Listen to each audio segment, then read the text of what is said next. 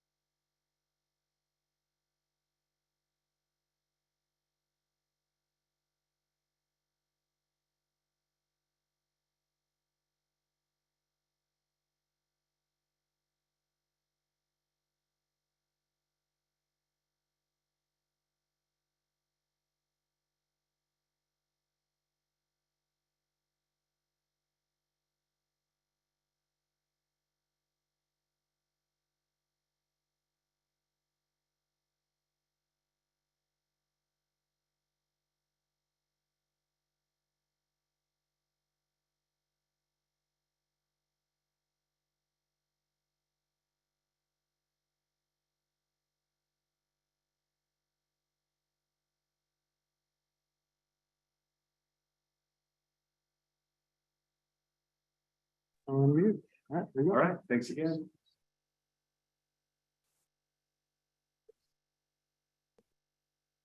Okay, welcome everyone. We are in a new room, and to me, it's the first time I've been in this room or this building, and it's got that new room smell. So that's really nice. But I want to officially open our Faculty Senate meeting here for October. I want to thank all of you for coming and thank those who are also joining us virtually. We've got a good deal of business to talk about today, and so I'm going to jump right into it. We'll start off with our roll call, and I'll turn the time over to you to run that. If you wouldn't mind, if you are tuning in online, if you could type in the chat here, that would be great. That can help me keep track of it. And I think I've made a note of those who will probably be online. Bear with me through things. Okay, so our first one is Banford.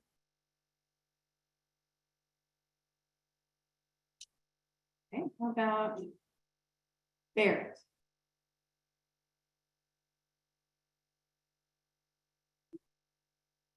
How about Brandenburg? Here. Thank you. Carmenica.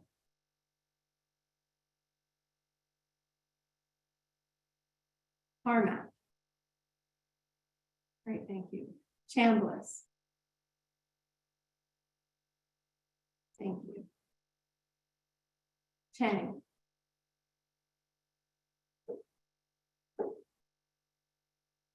Corley.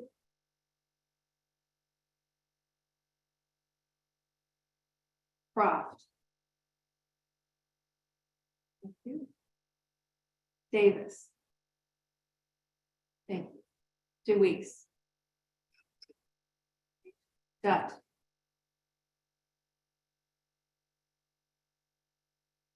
Dyer. Edelman. Here. Elman. Here. Thank you. Urban. Here. Dyer is here. Evans. Here. Galt. Thank you. Grappius. She can't be here. Lens. Okay. Green. Katie Green. Katie Green. Herman. Okay. Kimberly Green. Hadley. Here. Thank you. Hester.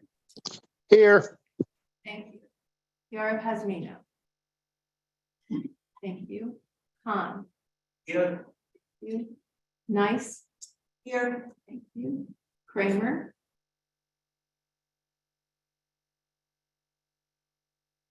Gavin Lee. Yeah. Sungwon Lee. Here. Lu Yang Moon.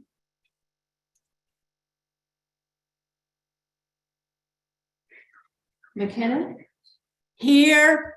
Thank you. Mason. McClenny.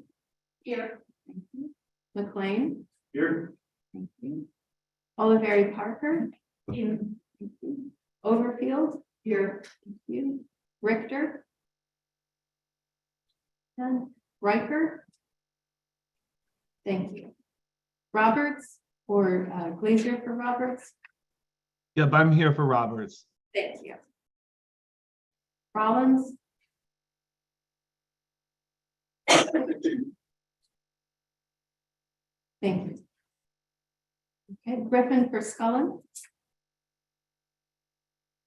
Thank you. Shepherd. Thank you. Shin. Here. Thank you. Schumake. Here. Thank you. Snipes. Here. Thank you. Swift. Here. Thank you. Sykes. Here. Thank you. Talbot. Here. Great. Van Balen. Here. Thank you. Weber. Way. Here. Thank you. Nadia Williams. Thank you. Wofford.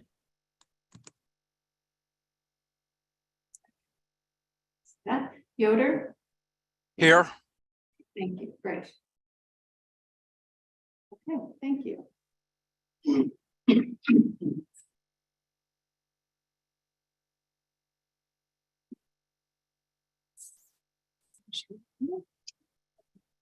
Actually, we're gonna go to administrative report. Keep it on here.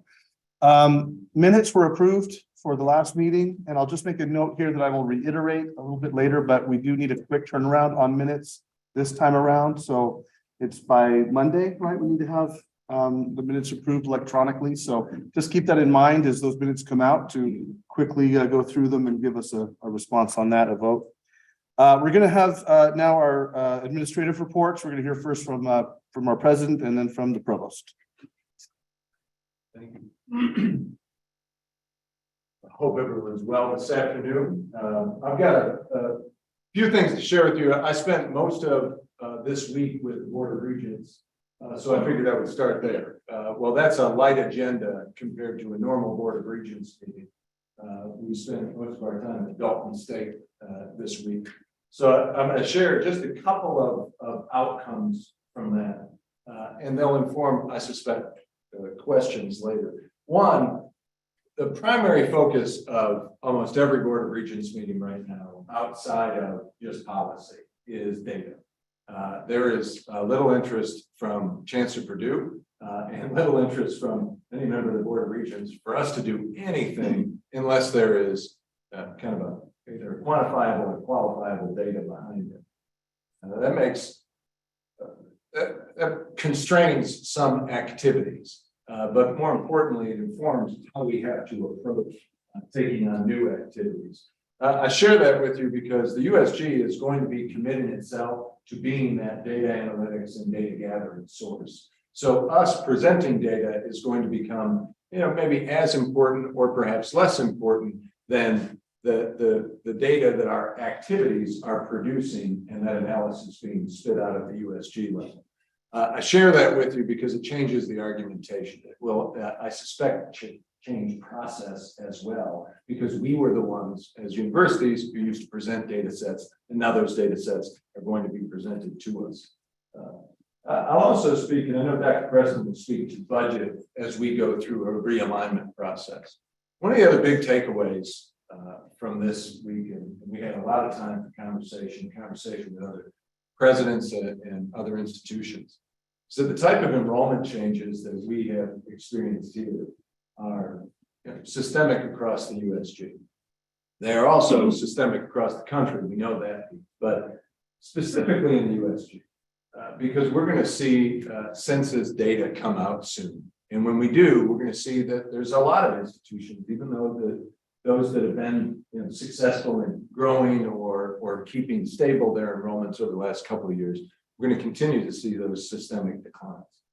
I mention that to you because, again, the board is directing us to take a strategic realignment process around that data.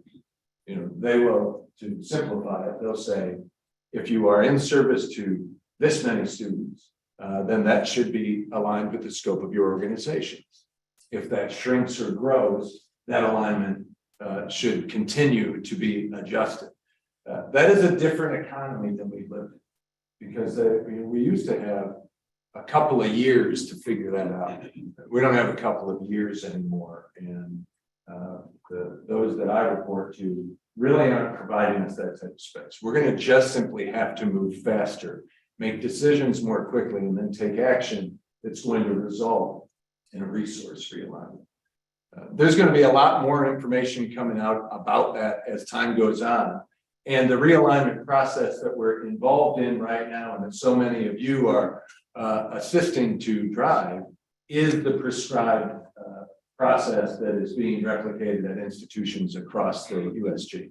It is the same process. It is advised by the same individuals, and we have to follow those same steps. And I know Dr. Preston, as the person who's been leading us through that, can speak more to those details in a few minutes. I'll also tell you about an administrative change.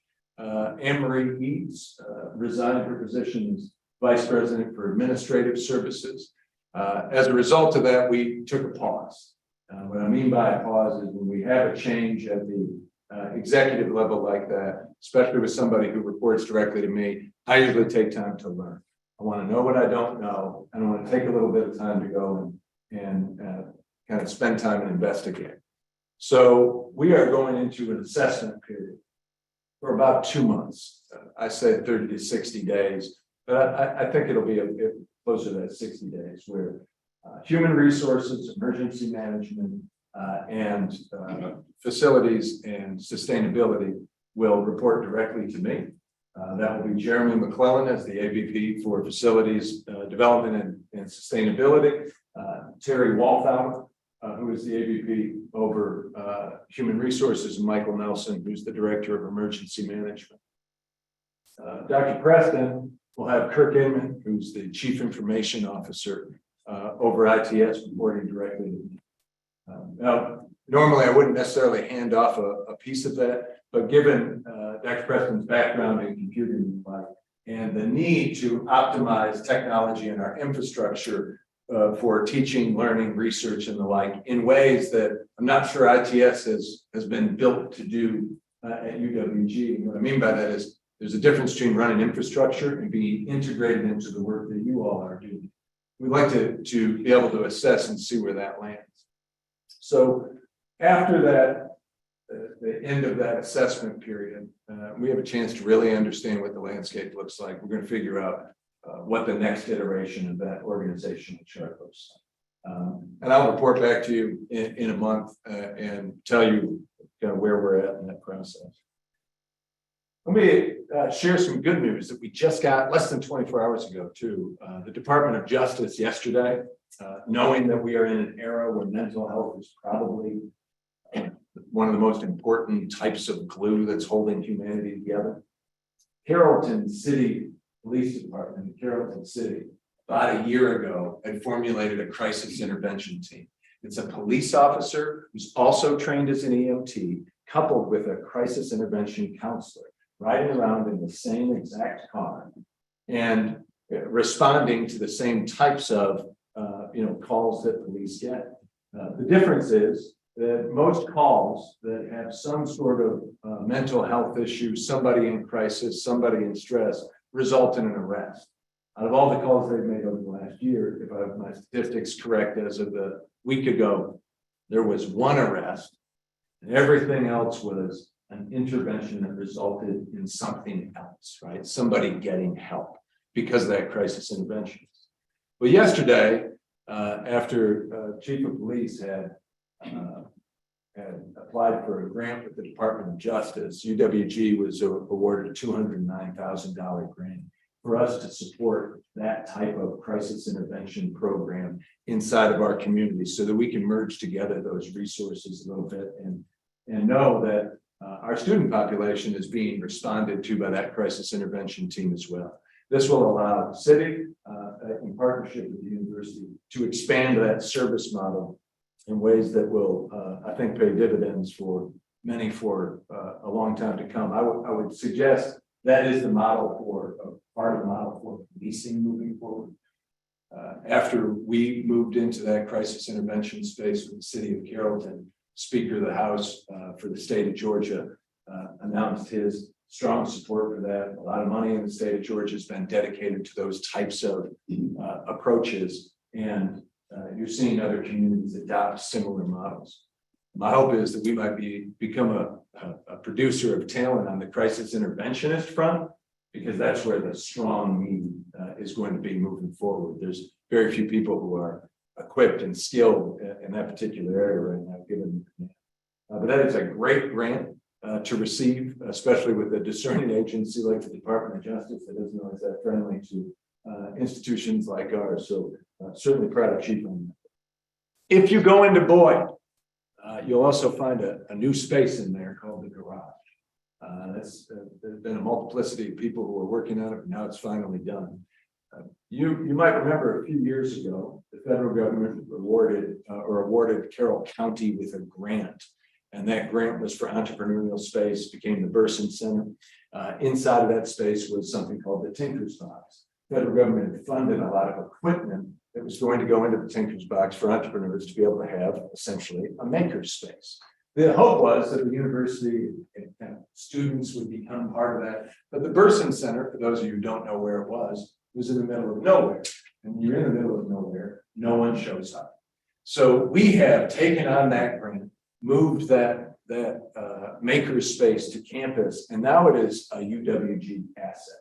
So all of that equipment is set up in a maker space. It's dedicated to students, to faculty, and in many cases to community members to come in and create in the spirit of entrepreneurship, or for whatever other reason it makes sense. And that's a new space. It's in the bottom floor of Boyd. There's going to be more information. I mean, literally just finished it a week ago. And WIT team who's overseeing that is still kind of putting the finishing touches together. I went in there today. There were a lot of circuits around. I'm not sure what you do with circuits, but I was glad we have WIT. But that is a resource that anyone at the university can build into teaching and learning as well. It's not something that's segregated on. With that, I will mention one other thing and then take any question you have. We also had a great emergence with Dr. Smith in strategic enrollment. We have not had a campus-wide recruitment plan. It goes to all populations. We're not going to solve our enrollment problems without a plan. When I say all populations, it's what specific activities do we have enterprise-wide where everybody is involved in whatever way they are supposed to be involved that attracts and retains students to the University of West Georgia. We have to be able to bring that together in a comprehensive plan. Final draft of that plan is now completed from Strategic Enrollment Management. I know that's Vice President Scranage is going to be sharing that as it gets vetted out, kind of in its final stage over the coming weeks. That is a critical part of our lifeblood. And I mean that to say, there's a lot of conversation in a lot of places about death spirals at universities, because if your enrollment keeps going down, eventually the institution disappears. We are not going to be part of that. That recruitment plan is dedicated to stabilization of enrollment and then areas of growth where we get to be very strong over the course of decades to come. But it is important for us to have a very pointed, annualized, dynamic plan that changes as our circumstances change. And Vice President Scranage, along with Dr. Smith, who's our new AVP in Strategic Enrollment Management, have gotten us to a best practice level recruitment plan in areas that affect all populations. For instance, we've had organic growth in graduate students for a number of years, but we haven't really advertised. That was just organic growth. If we get a chance to go and strategically position ourselves to be to have intentional growth and strategic growth in graduate studies, it helps to reshape what the university is. I know several institutions in the United States that were at one point primarily undergraduate serving, who transitioned to be primarily graduate serving. They would have 20,000 students and 2,000 were undergraduates receiving kind of that small school experience. Southern New Hampshire is probably a good example of that with the online space. But there's a number of others where the graduate credential became their bread and butter. We're moving toward being 30% graduate students at the University of West Georgia. We are already popular and strong in that space. And the recruitment plan is trying to point us in particular directions so that we follow the breadcrumbs to our own success. With that, I will end my remarks to take any question you might have. We'll start off with one. Great. From the perspective of University Archives, in a trickle-down communication, I've learned that the logo has been retired. The flame has been retired as a logo, and it is now officially the shield. Is that correct? Well, actually, the flame was retired, I believe, before I got here, officially. Yeah, and the implementation of that was, not done well. It is time for us to fix that. So part of that comes from the shield and the nameplate. Started out as a campaign. It just was so effective, it stopped being a campaign. And we can't have multiple marks that compete with each other because it just makes us look messy. So now we have to go through the process of replacement and realignment. And that's just a, I said the official retirement date is 2022. That's the document. Yeah, that is, there is, actually, now that we're speaking archives, there's some previous documentation. I will make a note of it. I'll get that for you. I'll have some of it. Thank you. That's right. I'm coming to see you soon, so Yes. I'll try to close that. Others? Please. Thank you, Dr. Kelly, for coming and giving us an update and taking questions. We've heard a lot about the demographic cliff, so to speak, and you know, we've got to pay bills, keep the lights on. How bad is that looking when you're looking at the data from USG? I know that we may not suffer commensurately, we may, given what we're doing, but how bad is it looking that the number of people of college going age decrease? It's a great question. And if I'm going to answer you halfway, and then next month at this meeting, I will bring in data presentation for it. Does that sound good? That sounds like It's a great question, and it's a totally different answer depending on where you are. So I'm going to give you without the data charts to demonstrate that. And bear in mind, we know the demographic cliff is there. Right? There is no argument about it. People didn't make enough babies. And that's going to mean you get fewer workers in the United States. It's going to mean you have fewer students. It's going to mean school districts are going to get smaller. And there's a lot of implications. And every year, that's going to take a different hold, right? It's like, the federal government only measures inflation on an annualized basis. So inflation goes up 8%. That's like 8%, but then it evens out a year later, right? And I know I'm oversimplifying that for my business faculty that are in the room, but the demographic cliff is one that sustains for about 15 years. So there is no question that you're going to have fewer people participate. Now, what does that mean for different businesses?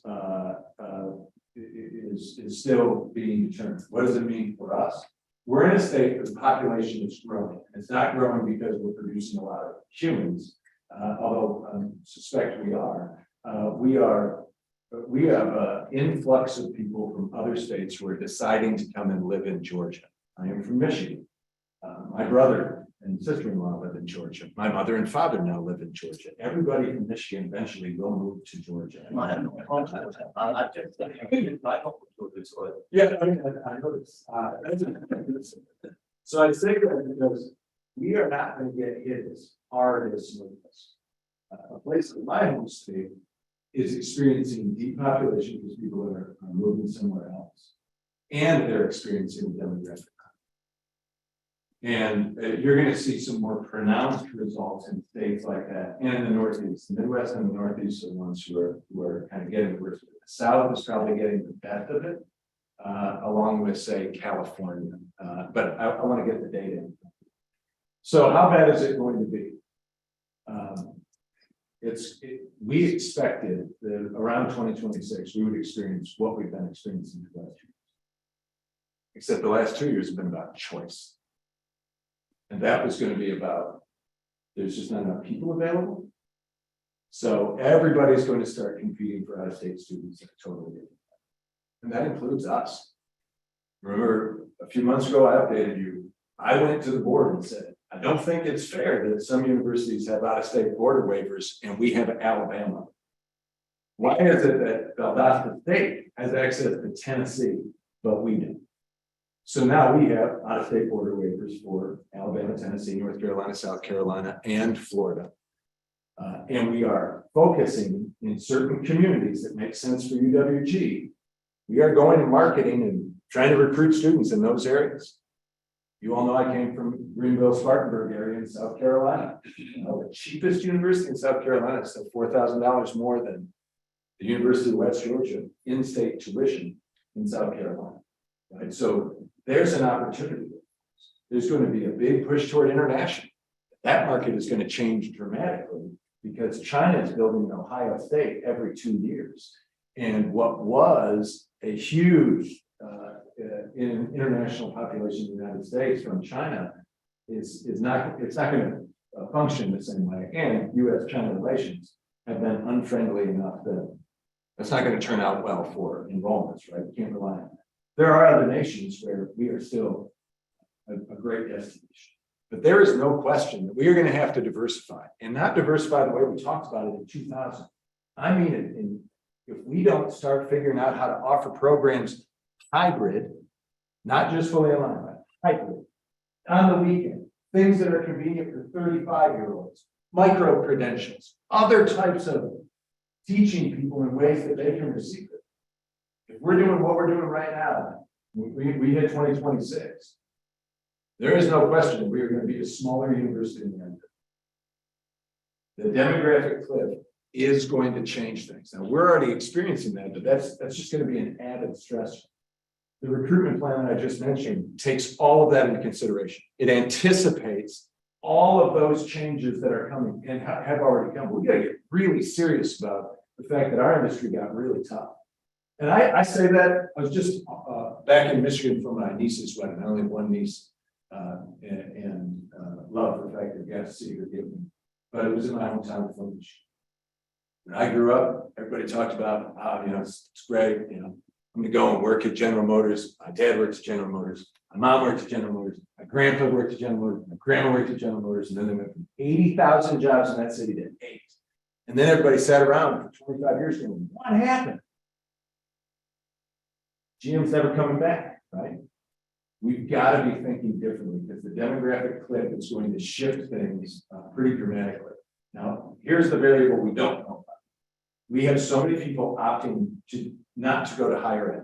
So we just looked at the data for Carroll County, and this is powerful data. I will include this next month, and I'll work with Dr. Preston. I might bring Vice President Scranage with us to present some of this. Just went with the Carroll County data with the superintendents.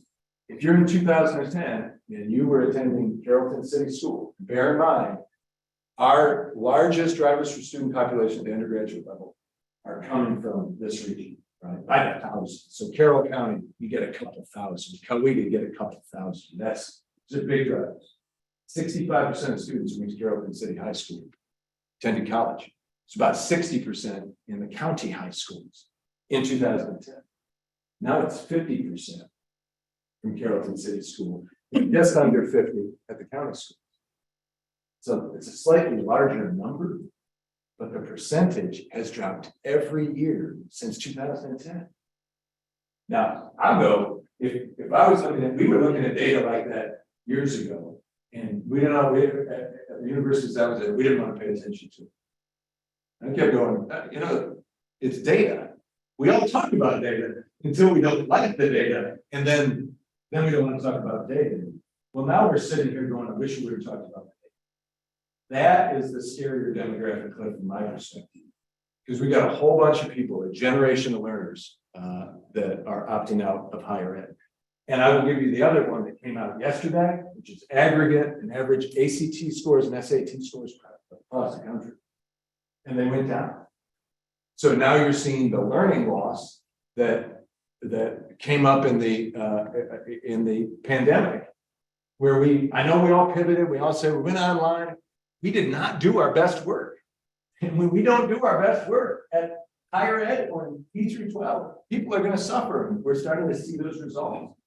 So we've got to kind of invent a new way of solving that problem before the problem presents it, or the demographic cliff is going to be really, really bad. It's not going to be as bad in Georgia. Let's say we'll see a 1% drop. But if the population is choosing not to participate, that's going to be tough. I'm trying to give you a very honest answer. I'm not giving you the most precise answer because I just don't have the data. I'll come in and I'll just spend my administrative report on that because it is very real. And I know many of you are studying that data. You are already experts in that data. You've been talking about it for years. It's time for every aspect of this institution to kind of start to shape itself. Thank you for your comment. I appreciate the question. If you could call me at 3 o'clock in the morning because I'm up thinking about that question. Others? Please. Question about enrollment. I've been a faculty member at West Georgia for 28 years. I think that my program has a great deal to offer, but sadly, I have not interacted directly with strategic and government. How can I change that? How can my program change that? That's a great question. I think, the provost is the best person to answer that because he can do the mechanics on it. That is a really, really great question. I know he's going to talk about another, presentation that we're going to bring, to the university from the Georgia Chamber, that really speaks to kind of the underpinnings of what you just asked. I'll let Jen, you want to do that now? Please. So as the president indicated, Vice President Scranage, Dr. Smith has got a strategic enrollment broken down by academic area. Where have we been on average, new student and retention for the last 3 years? And what is the goal for this upcoming academic year? As you know, we're in the College of Business building, right? It's easier to retain a customer or a student than it is to go out and get another. And there's a cost of acquisition that's involved there.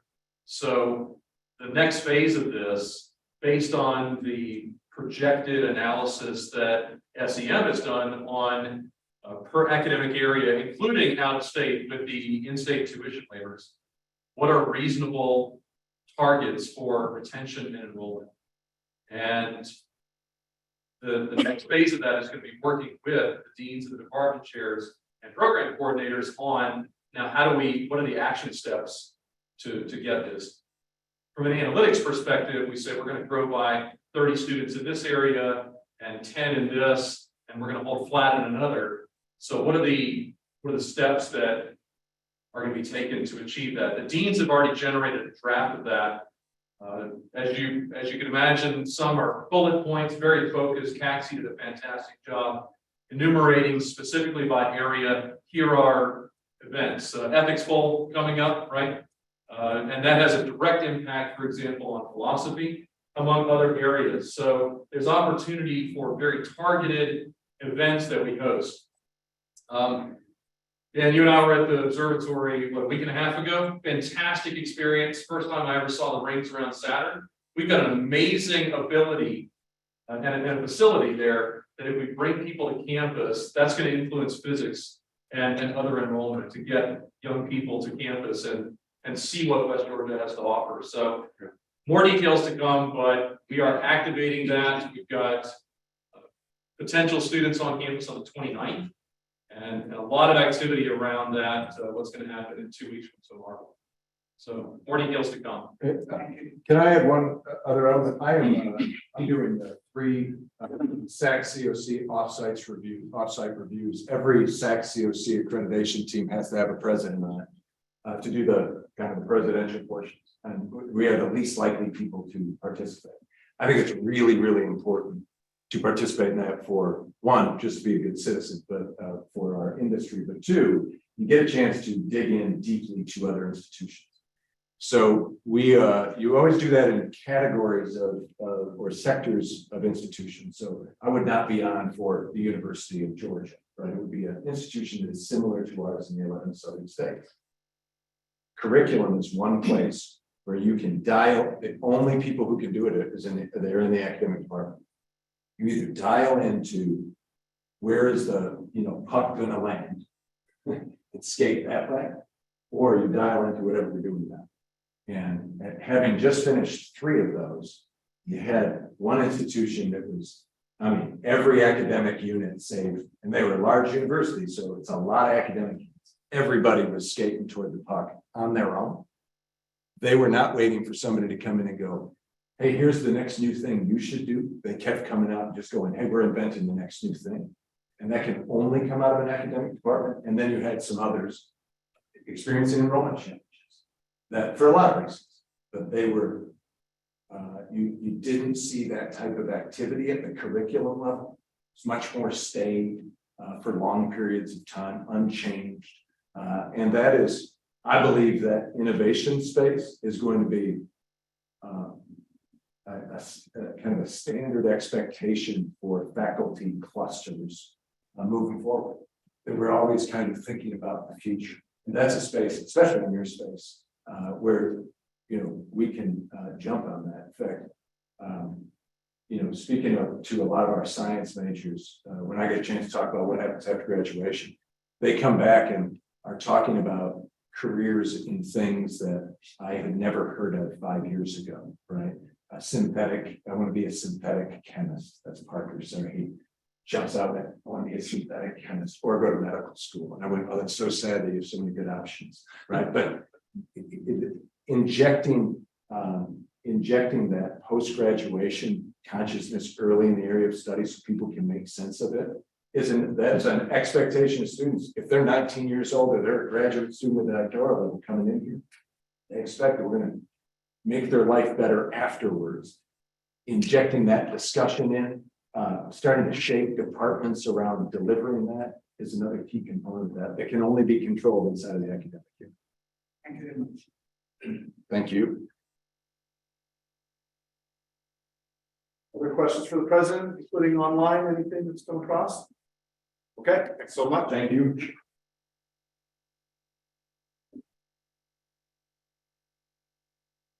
Thanks for the time. Glad to be here with you. I want to kind of continue the dialogue. I should have added also, one thing that we as a collective faculty can do is really shine a light on things that are already going on that we're doing really well. Many of you have heard me say, if we don't tell the story, it never happened. And so one thing that you can do concretely, in addition to curricular updates, go to the academic webpage for your unit and look at the events and the stories that are told there. And if it's 6 months old, you need to find the things that you have been doing and push your dean in your chair to say, we need to tell stories about what's happened. Because if a prospective student comes to our website and the last thing that we're bragging about was from something 6 months ago, we're not being the heralds we should be about the excellence that we have here at this institution in each of your areas. So take that back as well, and I'm happy to help coordinate that with you. You know that the School of Communication, Film, and Media has a new group, the SCFM Productions, and the charge there is for them to be producing 3 stories every week. We've got 3 student assistants and a staff person working with those assistants to go and find these stories that you all are pitching to SCFM and saying, we want you at this event that we're hosting next week. Give them as much lead time as possible, right? But we're doing something amazing. Come out, grab video footage, grab pictures of this, write a quick blurb about it, and put it out there. So they're charged with that to tell these stories that we're doing. And I'm going to go to the agenda today that we've got. First, I'm going to say, wow. It's 379 pages. Everybody read all 379 pages of the agenda today. I know a lot of that was curricular elements, and hats off to GPC in particular, because that's a lot of activity. So talking about going to where the puck will be, not where it is, all of these curricular changes, the new academic programs that we've got coming out of GPC, as well as the policy changes, are really important to fill in these sinkholes or these potholes. You've heard the president talk about, these aren't hurdles, these aren't roadblocks we put up, these are holes that people fall into. Of, I was here, I wasn't successful, I'd like to come back. Can we make that as possible for students? So a lot of the policy changes that are on the agenda today, I'm really happy to see that you all are addressing that proactively and saying, how can we make sure that we're doing everything we can, including the evolution of the MBA into these new MS programs in the Richards College of Business. And I point to those specifically because just coming off the Board of Regents meeting, had a great conversation with someone at the system office, and there was someone from another institution bemoaning to someone at the system office, hey, these R1s aren't playing nice, they're in our space, they're taking our students, we're being damaged by this, right? I mean, we're all a part of the system, and yet the sentiment was, they're stepping on our toes, they're in our backyard. Yes, that happens. But the comment back, diplomatically was, well, you need to be going where no one else is. What is your value proposition to the prospective student? And if to the demographic cliff question, the market is shifting, where is West Georgia going to be in 1 year, in 5 years, in 10 years? Not trying to preserve and hold on to what is, because in some areas that will work, but in many areas that will not. So evolving into new programs the intersection of disciplines. Had a great conversation with Art Processo, Vice Chancellor for Innovation, the System Office, and his and my conversation centered around creating unicorns. We all know this term, right? They're rare, can't find them. And yet, if we're going into a company that's looking for a new employee, it's often the combination of two disciplines that is going to be most attractive. I could be in computing, but if all I do is know computing, I'm more limited than if I know computing and biology, or if I know computing and healthcare, or computing and business. And that's really what companies are looking for. So the Nexus degrees that you all had at the last Faculty Senate, that's now at the System Office, the new MS degrees are evolutionary in allowing students who might be some credit, no degree, or no degree at all. If all we're doing is chasing those graduating seniors in high school, we're missing out on tens of thousands of people throughout the state who might have started, weren't successful in their completion of a degree, but now they're at a place in their career 5-10 years out that they'd like to add that credential, get a Nexus, come back for their bachelor, and how can we make that as accessible as possible? So the president mentioned hybrid access. My wife and I sometimes walk the Greenbelt late at night, and I lament that you can't go through TLC. Right? You got to go around that building. That, would love to have more spaces open, offering classes, activities on campus at different non-traditional times, because students are looking for those access points. And I applaud the library for opening more access, seeing the enrollment and the utilization of that. And 1:30 in the morning, 7 students in that new open space. So there's demand. We're going towards that market. I know that the Faculty Senate Budget Committee has addressed this and working very closely with them on the excess capacity issue. And you've seen the credit hour production and the enrollment and the personnel shifts for the last 14 years in personnel. And I wanted to address a question that came up in that group that Dr. Rollins wanted me to talk about. And it's a question that keeps coming up around, well, what about XIDS or honors or these other great things that our faculty are doing? And I'd like to make sure that we're making a distinction about the great work that people are doing and workload and the appropriateness of workload separate from demand in academic areas. If we truly use the wait list properly, and if we've got 8 sections of a course and a wait list of 20, and we create another section, we can staff that. We can find either a part-time or we can do an overload. We can meet that demand. That's separate from what am I doing in scholarship, creative activity, and research, service, and teaching as part of faculty workload. And that can also include, I'm going to go teach an honors course over here. Might be fewer students in that section, but we can open up another section if there's demand in an area. Or there could be an XIDS course.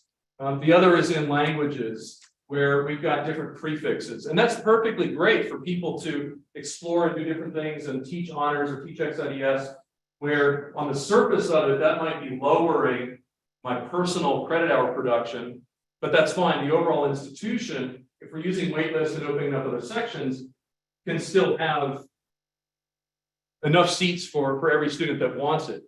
And what we're seeing, though, across 2, 4, and 6 years is declines in demand. It's a shift in the market. Rather than what are our people doing, it's about what are the students interested in. Talked about the observatory just a moment ago. Astronomy has sustained, as a prefix, has sustained an 80% loss in the last 6 years. And we can look at the reasons for that, but that's a different thing than me as a professor in physics or astronomy. What am I teaching? 2 separate questions. Happy to go into further details on that if you'd like and explain it if you've got lingering questions. But as we look at excess capacity, those questions by the system office and by us are being driven by, do we have students for these programs, or has that shifted?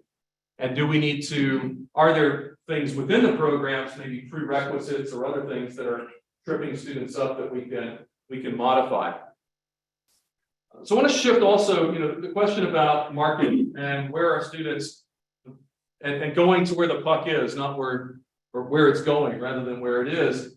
At the Board of Regents this week, the Georgia Chamber presented a presentation, The New Georgia Economy. And while there might be fewer graduating seniors from high school, there's an ever-growing number of jobs that are needed in the state. In the areas of healthcare, manufacturing, education, construction, and logistics alone in the state of Georgia, 240,000 jobs projected by 2025.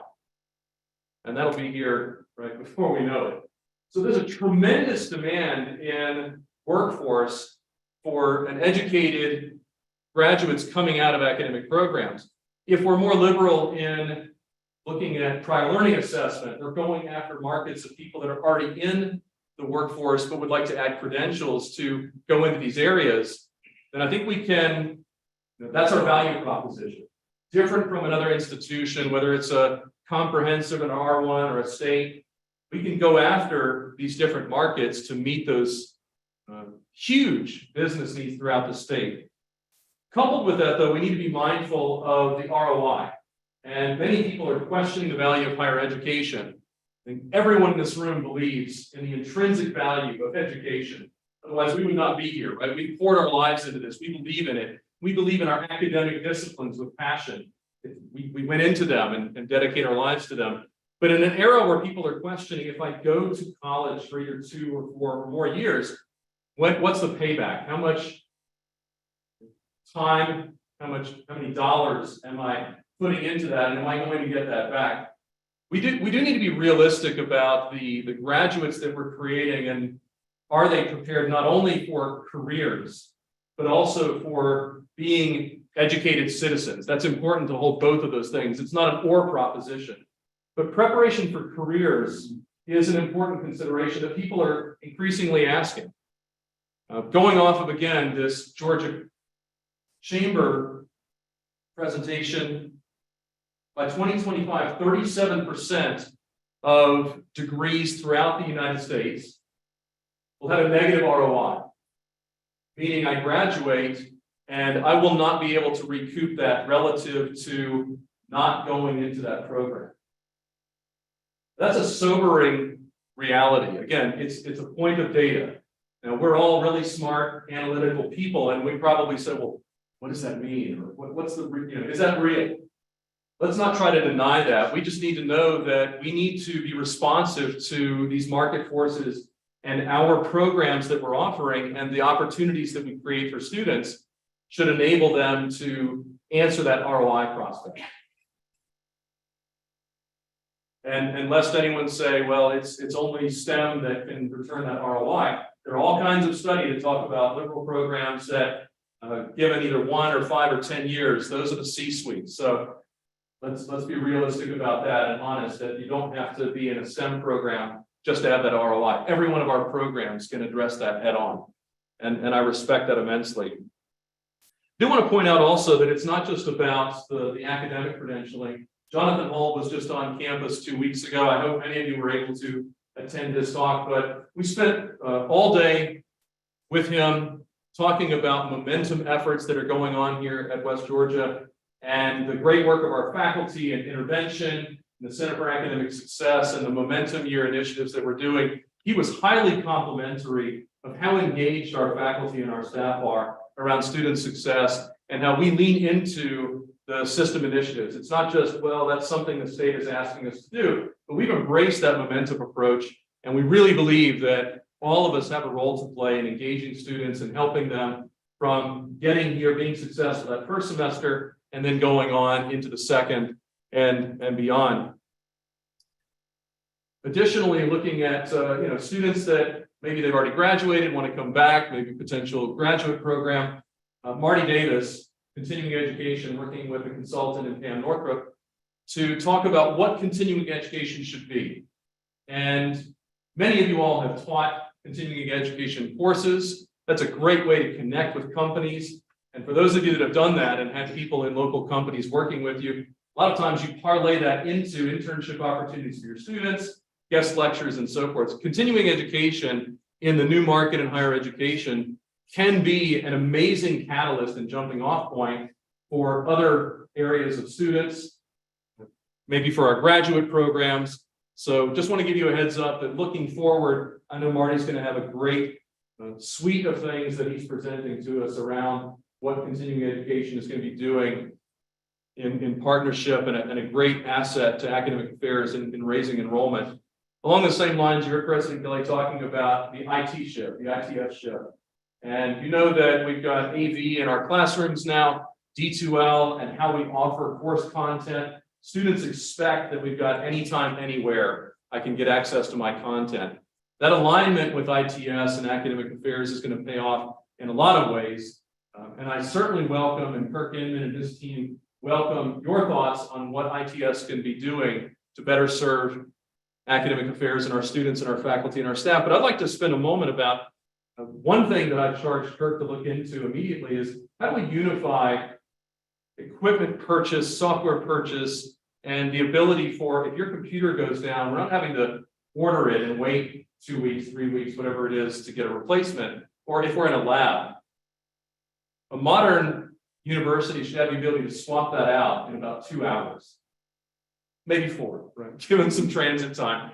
But we should have standards in our equipment so that whatever's on your desk or in your bag, if it goes down, we swap out a drive and all of your data is right there. Right? Cloud storage, having images of software and standards is not only going to allow us to be more efficient in service through ITS, but it's going to make us more productive in whatever's on the desk, whatever's in the classroom you're familiar with. And it's not going to be well, we're in this room. We talked about moving from nursing to this room and the AV challenges. There should be standards in place that allow us for IT to be a utility. You know, we don't talk about, well, this is how power works in this room, and this is how water works in this room. Right? Computing is the same way. It should just be a standard. So I welcome your input on what's not working. I recall a conversation a few months ago about the podium and the touch screen not working with a faculty member. We're trying to get this solved. And so if you see challenges, having ITS aligned with academic affairs should help clear those and resolve those as quickly as possible. The last thing I want to talk to you about, and happy to take questions certainly, is our QEP, this experiential learning and launching your career preparedness. It aligns with all of these things we've been talking about, the system initiatives, momentum, and as our QEP matures and launches, the great work that you all are already doing, pairing students with internships, bringing projects into the classrooms from local companies, we need to be able to systematize that. So no matter where you are on this campus, every year, every student has some flavor of that. In their first year, it might be, I'm sitting in a lecture and I'm hearing from a business person who's coming in and talking about how their company functions. In year 2, it might be I'm working on a project in the classroom, sponsored by that, and I'm getting my LinkedIn and all of my networking at a stronger place. Year 3, an internship. Year 4 is I've already got a job offer before I'm graduating. That's a tremendous lift. If we're going to truly do a QEP that's accessible to every student in all of those phases, it requires a tremendous, really systematizing of that. And it's not going to happen with the Office of Career and Graduate Connections, and then that's their responsibility. All of our faculty have deep connections and network, and we're going to need to kind of shine a light on all of these in a supportive way. Not to take those relationships from you because you are the best conduit for those, but how do we advertise it? Through Handshake or through some other technology that allows students to discover things perhaps outside of their major, but that they're incredibly interested in.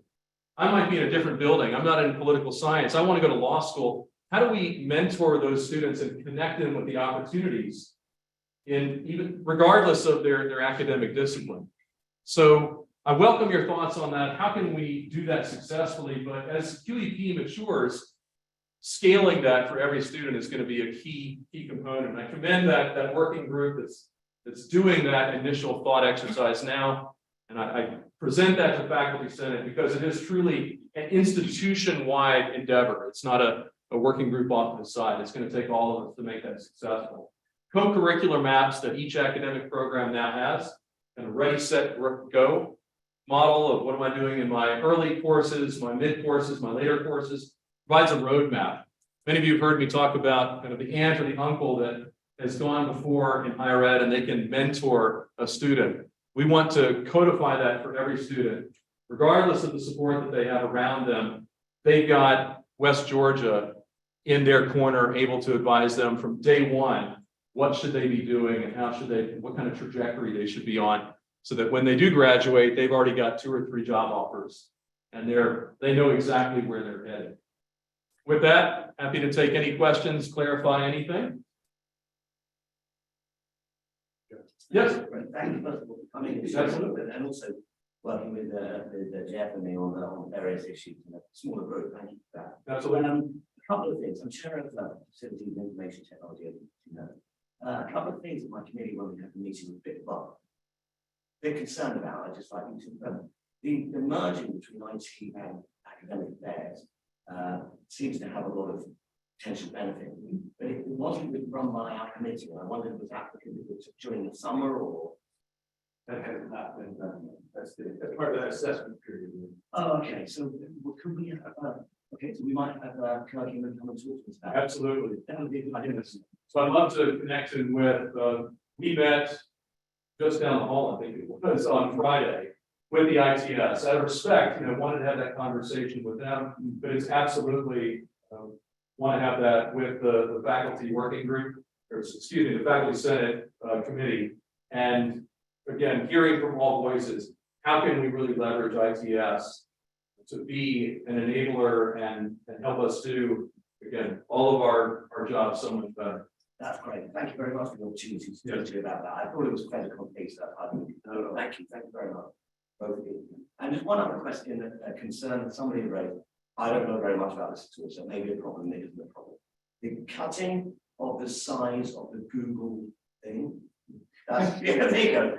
Might that affect people who use, the guy in film and media and people like Shelley who use more graphic stuff, like PDFs and bad typing, right? But other people might need it. So could you speak to that? Absolutely. I think this speaks to President Kelly's comment that, my background in computing influences how I'm going to answer this question, but I welcome other solutions, of course. To me, disk space is a utility, right? If I only need 40 gigs of space, fantastic. This is like when you buy your iPhone, you go to the upgrading ramp, the new one comes out, I've got to get the new one, right? The disk size always increases. I'm aging myself, they're not disks anymore. The memory size, the storage space. It used to be if you had 64 gigs, I'm like, oh my God, I haven't really ever to fill that. Now, that's like the base model. You probably can't even buy that on the new one, right? So in the same way, I just mentioned standards, right? The podium, what's on your desk. I do want to make sure that we have an opportunity to customize that. If you're doing graphics work, if you're doing video production, then the standard PC for someone who's just doing document editing and web browsing and getting on D2L, that looks very, very different, right? Some people might need the wider displays, the bigger displays. The standard is just fine. So my default to that would be let's standardize wherever possible. But if you need to customize and you need more storage space, we can pay that differential. We can buy you a better machine with more memory, with better graphics, etc. That's great. So the individual or the department concerned would go to their chair or their deans that come to you on an individual basis. Thank you. You raised the question about Google. That was imposed on us. That's not us imposing it. That's Google's way of, we launch this suite, we give it to you, and then when you need it a lot, we start charging you. So we are looking at, and we're looking at, we're 7 days into discussing it, but we have got to look at, do we stick with a Google platform, or do we go to something that's going to meet the broader needs better? And that's just an analysis that has to be done. So everybody should, I think everybody in this room has been sort of in some sort of platform transition before, which are always a little bit messy and whatnot. That is something we have to discuss because that Google petition that they imposed on us. And I don't believe that the memory, and correct me if I'm wrong, is transferable. So you only need, this much. Somebody else needs this much. We're just going to give you all the same. That's a real problem for us. But you're looking at that issue. Absolutely. So thank you very much for that. Thank you very much. Yeah, and the president's comment is well put that we're going to give you this suite for free, and then when you get used to it, oh, now that you need more storage. There's a great commercial running around. I forget the company, so maybe it's not such a great commercial, but the idea is, the business person walks in and the IT folks say, this is what we offer. Everybody's the same. And then the person's like, I'm out. I'm going to buy from a different company that's more nimble.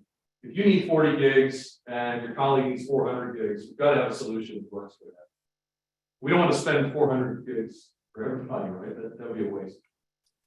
Can I interject real quick on Senate process? When you, as committee chairs, as a good example, or other members of the Senate, when you hear something said in the administrative report that you think we should have been involved in this, or faculty should have been participating in some way, raise that please to the administrators, or to me, and I'll do that. But it's typically not a problem of exclusion. It's typically something like process, sequence, when will things be brought in, and you'll be brought in. But that communication back and forth, I just want to highlight, needs to be like regular. That we hear something and think, hey, I think our committee should be dealing with that too. Get in touch, please. And thank you, but yeah, happy for you to, this is fine forum to raise the question. But if you heard that Monday, you can shoot me an email or text me on Monday. Happy to address it whenever it comes to your mind. Even at 3 a.m. Yeah, we're all thinking about things. Yes. About QEP, disclaimer, I'm not going to ask you for any money today. Today, emphasis on I was a part of the team that wrote the original QEP proposal, along with Vicky Geiser and David Newton. It is wonderful that it has been adopted, but in terms of that, there are many disciplines, natural sciences come to mind, art and music, which are intrinsically expensive and involve the purchase and maintenance of instruments. So even as we are planning to adopt a widespread embrace of the QEP plans, it will be important to set aside some resources so that we can buy within board stuff which our students can use. Yes, thank you. And I love spending other people's money first, right? So let's go after instrumentation grants. Let's go after infrastructure, workforce. If we're truly an institution that's meeting workforce needs, there is tremendous amounts of money, both private and public, to equip to meet those needs. Just submitted yesterday a integrated wellness grant for $2.6 million that addresses a very targeted specific need. There are probably more of those than we could ever apply for. The challenge is, how do we set aside the time? And all research active faculty have a portion of their workload for scholarship, creative activity, professional development, and grant writing could certainly be a part of that. So we've got indirects that come off of that. The indirects for this 2.6 would be a full $1 million that we could use to seed and bootstrap additional things. So I'm happy to support what we need to do, and I'm even happier when we can do it with external dollars. So let's make sure we're looking towards that. And you raise an interesting point about where the QEP is going in natural sciences. We're not going to put an infrastructure grant together tomorrow, just right over the weekend, right? It takes time to talk about. There's a typically section in just about every grant I've ever seen that talks about what is our capability, what's going on in West Georgia, and the expertise of our faculty and our facilities that makes the funding agency believe we're a good bet, that we can pull this off. And I go back to continuing education or special topics courses or exploratory. The lab, one floor above us, right, in IS, that took time to build, right, and get that credentialing.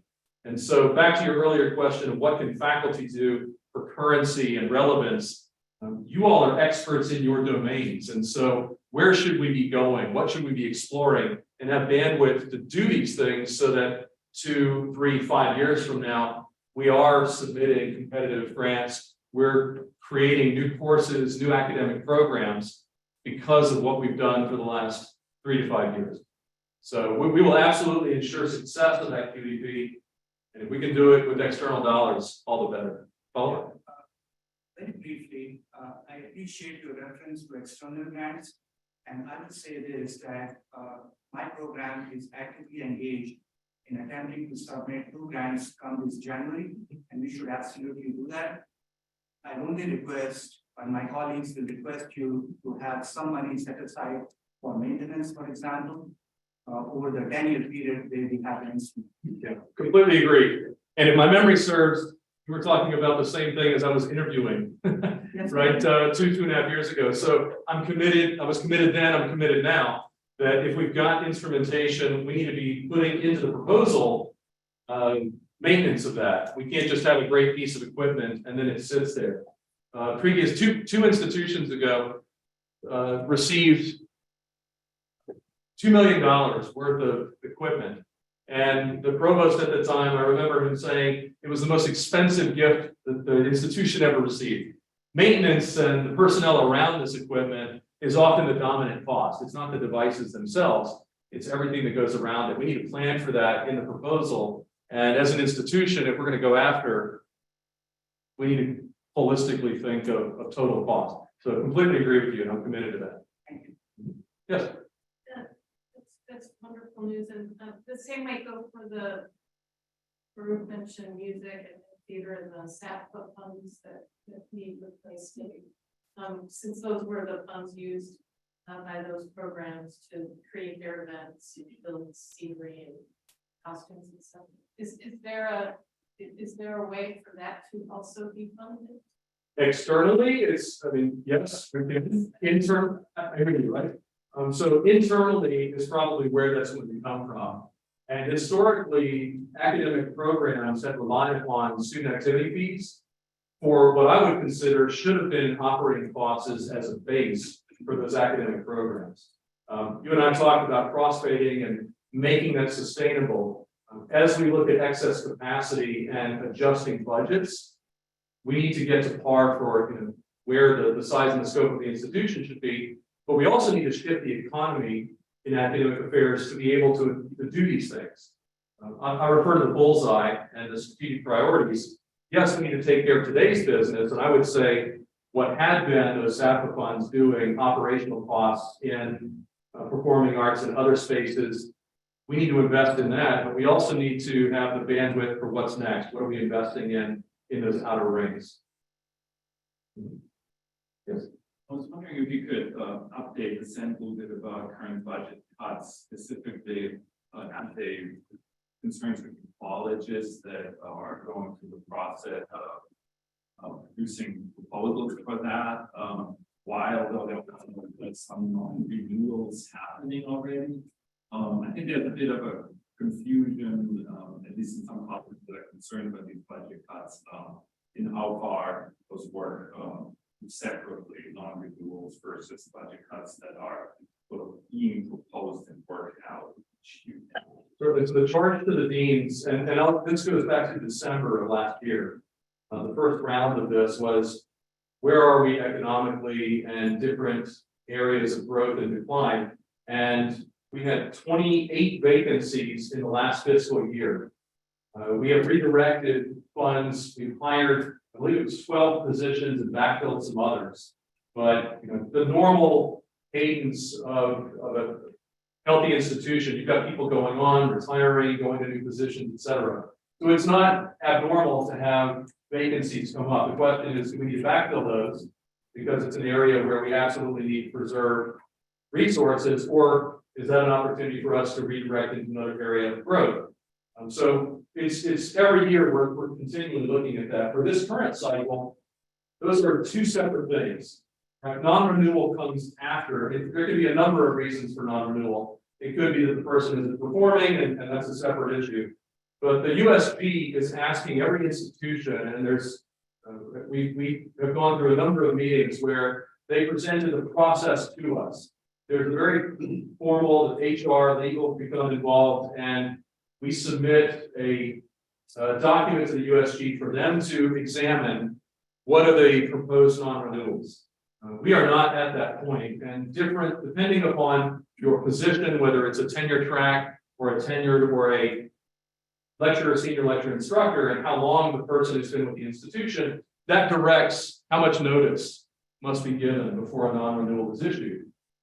So the work that the deans have been charged to do in working with their faculty and their leadership in the various schools and colleges is to examine excess capacity, credit hour production, decline or increases, and was very specific about that is not tied to any individual.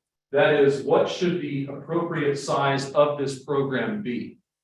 And then coming back together at the end of October to discuss that, to submit a draft of that to the system office, and then specific non-renewals based upon that would be issued thereafter. So I have not authorized any non-renewal notice. We are not there yet. We are talking about size and scope of programs and the resources dedicated to them. And I hope and trust that each of your deans have been working with you in each academic program. And then recommendations that are inclusive of the faculty in the programs are coming to the office of the provost later this month. Other questions for the provost or the president? So, okay, thank you so much. Thank you all.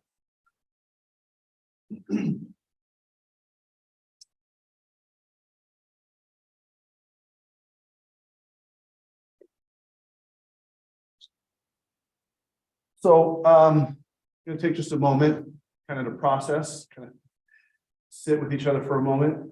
This is, I would describe us as being in an existential moment. And we've been in that moment for a long time, not a short moment. And what we just heard about, some of the things that are coming with demographic cliffs and such things. I mean, that's literally existentialism, right? Standing before an abyss. So this existential moment is a little unsettling, maybe a lot unsettling, and talk of things like budget cuts and non-renewals only enhance that feeling. So I want to acknowledge the feeling. I also want to give an exaggerated or extreme example of something that helps maybe capture the feeling, but also express what we can do with it.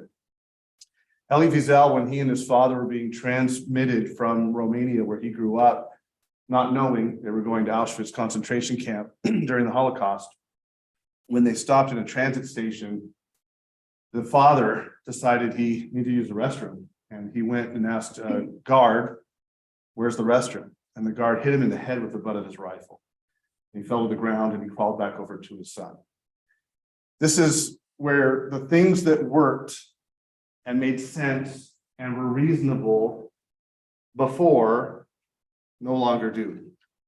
And I don't mean to be too extreme about it, but our role as faculty is changing because the circumstances that surround us sometimes feel like the butt of a rifle to our heads.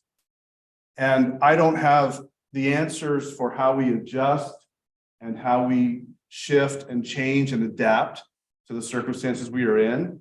But I can say, I think speaking on at least many of your behalfs, that this has felt a little bit like a butt rifle to the head for the last couple of years. And the way that people in that train station and then ultimately in the camps reacted to those severely constrained and difficult circumstances are somewhat revealing about what we might do. In some cases, people tried to keep living the way they had lived before, and it made life in the camp impossible. In some cases, they adapted in ways that were sometimes criminal, and that made life not really workable either. Now, the camp is an absolute absurdity, and I don't think we're in that kind of absurdity today. But we do have to think about what we can take with us from our past as academics. I've been in this field as long as most of you. What we can take with us from our past as academics that worked and may continue to work, and then what we need to think about being innovative and creative about how to manage, survive, and even flourish in the now and the future. Not to say we're in a camp, okay? I don't want to draw any comparisons too closely, but there is a sense of existential fear. Now, a couple of things I heard from our administrators that I just want to emphasize and remind us about, and then maybe something the Faculty Senate could do to help. First of all, curricular innovation. This is not something we should wait, I argue, to hear from others that we need to innovate or how we should innovate. The message I heard from our president is, if you have ideas, start now. Locate that puck. I'm not from Michigan, I'm from California. So locate that wave you're going to surf and figure out how to ride it to that goal. But it's time, I think, for us to get creative and innovative about our curricula as best we can, recognizing and being honest about the context that we are in and how it does differ from the context of the past. Community engagement, and I hear there, and that's both from our provost and the president, engaging the community in ways that showcase what we have to offer. Our wonderful programs, our outside of the classroom activities and events. And if we don't have those, or if we don't have enough of those, to get more going. And this is about recruiting new students who might not otherwise come to us, not taking students from other programs, right? We need to get new students so overall the university is lifted up and elevated. So thinking of ways that your programs can bring people to our campus and to your program to experience the wonderful qualities that I've been witnessing at West Georgia since I started back in 2000. There's really great things we do, and it's nice, I think, to be encouraged to share those broadly with the community. Telling more stories. I tell stories in my class, but don't tell many stories about myself, you know? It's like when my students come to me and ask for a letter of recommendation, I say, I need you to give me a brag sheet where you brag about yourself. And they're, oh yeah, that's not humble. That's proud. I don't care. I need to write you the best letter I can write for you. So brag about yourself. It's okay in this context. And I think in some cases, we could do better about letting ourselves tell stories that aren't going to be arrogant, you know, not bragging in that sense, but really do showcase and allow us to express how much we are achieving and accomplishing. So I really like the idea of telling stories, and I hope we'll do that. The last part of this, and then we have to get to our business, you know, what can the faculty senate do? How do we, one, create a space for this to be done collectively? That can be within our committees, which I have total confidence in our committees and our committee chairs. They're absolutely dedicated and wonderful colleagues. We can do some of this work within committees, and you can attend as a member of that committee or as a guest if you have something you want to put forward concerning like Google and you know, space to Gavin's committee. But the Senate as a whole is, I'm saying, open to finding ways to work together, to collaborate together, to talk together, to be creative together. And that can include inviting administration with us. It doesn't always have to. They may not always be available to, but to start to find ways to get more interactive and collaborative in talking about how we face the rifle butt of our situation together a little bit better. So please reach out to your committee chairs. Please reach out to me, but let us be a resource to support all of us coping with the existential moment we're in. So it's less an existential crisis and more an opportunity for growth, finding purpose and meaning that is appropriate to the future, the present and the future that we are experiencing. So I just want to be clear about that, offer that invitation, and hope you'll reach out and let me know what I can do to help.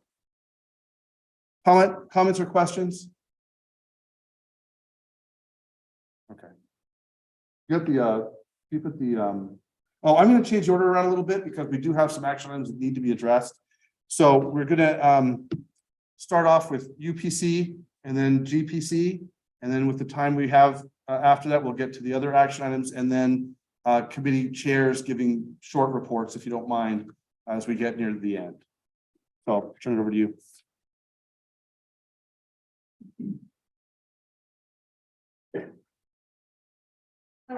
UPC has 6 items for action, 1 information item. The first is the certificate in Latin American, Caribbean, and Latinx studies.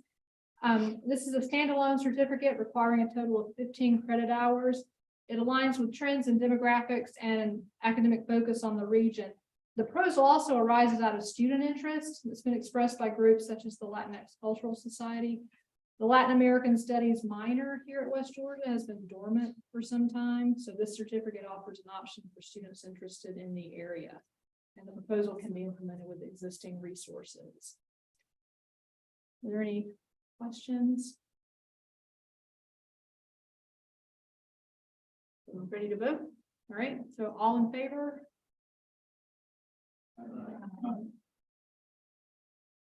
Raise your hands. Sorry, everyone.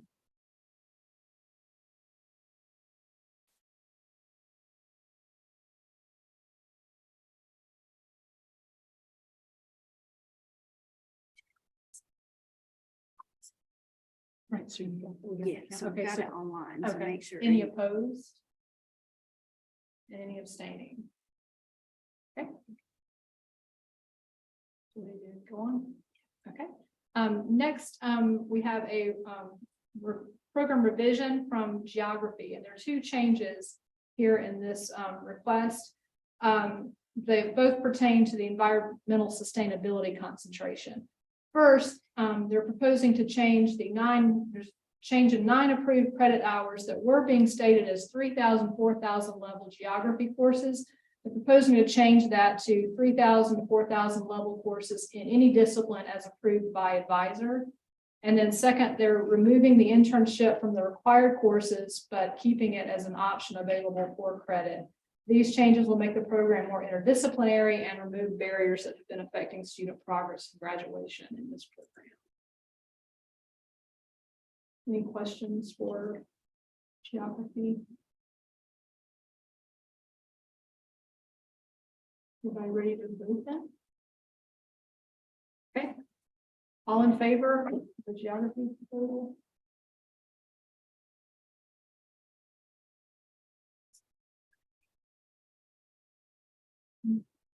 All opposed? Any opposed? And any abstentions? Okay. Next is a course addition request from physics. So physics 4411, scientific communication. This course is oriented towards science majors who are interested in becoming teachers, and they will need to be able to communicate complicated scientific concepts to a broad audience. The course is going to be cross-listed in physics, chemistry, geography, geology, and biology. And submissions with those other course prefixes are working their way through Curriculog. This one just got here first. The course will also be part of the accelerated bachelor's to master's pathway that allow the science majors to get a master's in applied teaching.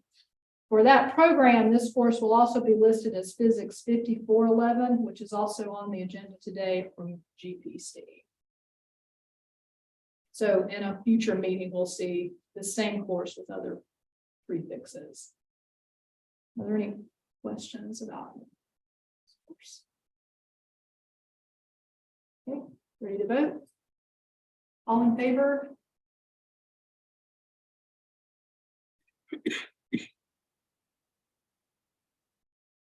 Okay, any opposed? Or any abstaining? Okay. Next, we have two proposals from the School of Communication, Film and Media. The first is a program revision for film and video production. And this proposal is to add the Georgia Film Academy course GFA 1040, which is Introduction to Film and Television Post-Production, as an option in core area F. The Georgia Film Academy has created 2 new pathways in post-production, which have GFA 1040 as the introductory course. So with this proposed revision to the program, the requirement will be stated as taking either GFA 1000 or GFA 1040 in area F. Any questions? Ready to vote then? All in favor?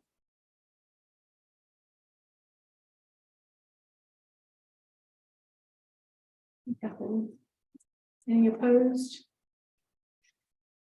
Or any abstaining? Okay. Next is a program revision for mass communications. And here again, there are 2 changes being requested. First, this proposal creates an accelerated bachelor's to master's pathway, allowing students to earn credit toward an MS in digital and social media communication while completing the BS in mass communications. 3 courses are available from which students can choose up to 6 hours to count for both degrees. The second request is for the film and video production concentration in this program. And there are 2 courses being added to the available options from which students can choose to meet the concentration requirements. So that'll increase the options from 3 to 5 courses. Any questions? No. That's Tom. Okay. So ready to vote. All in favor?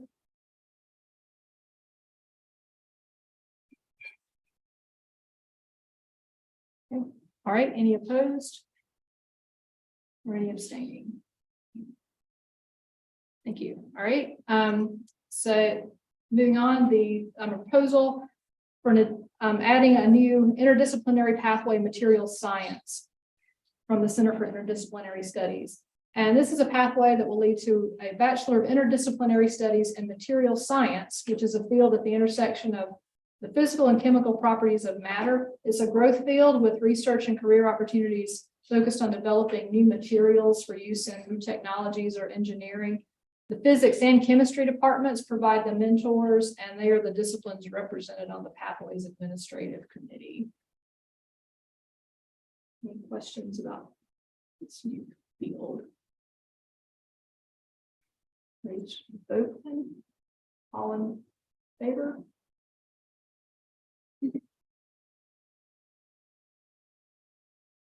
Okay. Any opposed? Or any abstaining? Okay, and our last is our information item. Under the new shared governance guidelines, new XIDS 2001 course topics or information items. So we bring one to you today about Puerto Rico, and this course is supporting the Office of Education's efforts to promote study away programs. So this course will be offered in spring semesters, and students will be required to participate in a trip to Puerto Rico over spring break. Okay. Thank you very much. Thank you. Just one modification in the schedule. We're gonna have Gavin, if you don't mind, coming up here first with the FITC for your action item before we turn it over to Patrick, because you have to leave at 3, so I'll make sure we get you in.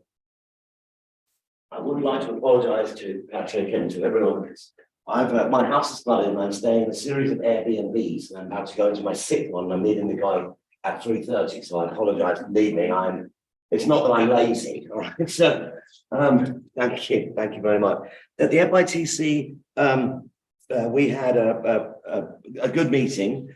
We discussed, there were some concerns about the listserv, but what I suggested with Jeff is that we meet with Dr. Preston again to work out a way that we can get this done without it sort of, being a potential issue, if you see what I mean. So Dr. Preston helped greatly with the first meeting that we had, and hopefully Dr. Preston, if you can spare time when then we can just get this thing worked out, and I'm sure we can, because your idea of adding that to academic affairs, I think is a good one, but I think there were a couple of concerns that the committee had, and I just wondered if we can address those. I'm sure we can, so absolutely. Thank you very much.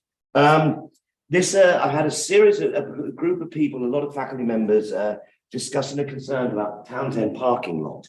During a pandemic, here's the gist of it, but I am taking a lot of it verbatim from a very well-written email I received. But during the pandemic, the Townsend parking lot was, full and was very rarely full. And so students were allowed, Oh, can I give my action item now? Can I give my action item now? I'm doing it. Yeah, that's what I'm doing. Is this right? I don't want to break protocol. Just note that it's been voted on. It's been voted on. Yes, it's been voted on. Hang on, back what next? Yep, go on. It's been voted on. Second, Yes. and then if you have a second, then we can discuss, and then we can vote. All right. So what do we ask for? What? No. No. Well, so you present the item and then you open the floor for discussion. And then once the discussion is over, you can call the question, which brings for the vote. Okay. So you present. Keep going, you're doing good. Okay, all right. Thank you, Colleen. So there have been problems with, there have been problems that have been exacerbated by now people coming back to campus. And I've heard this from quite a few people. So does anyone have any comments? Amanda, hello.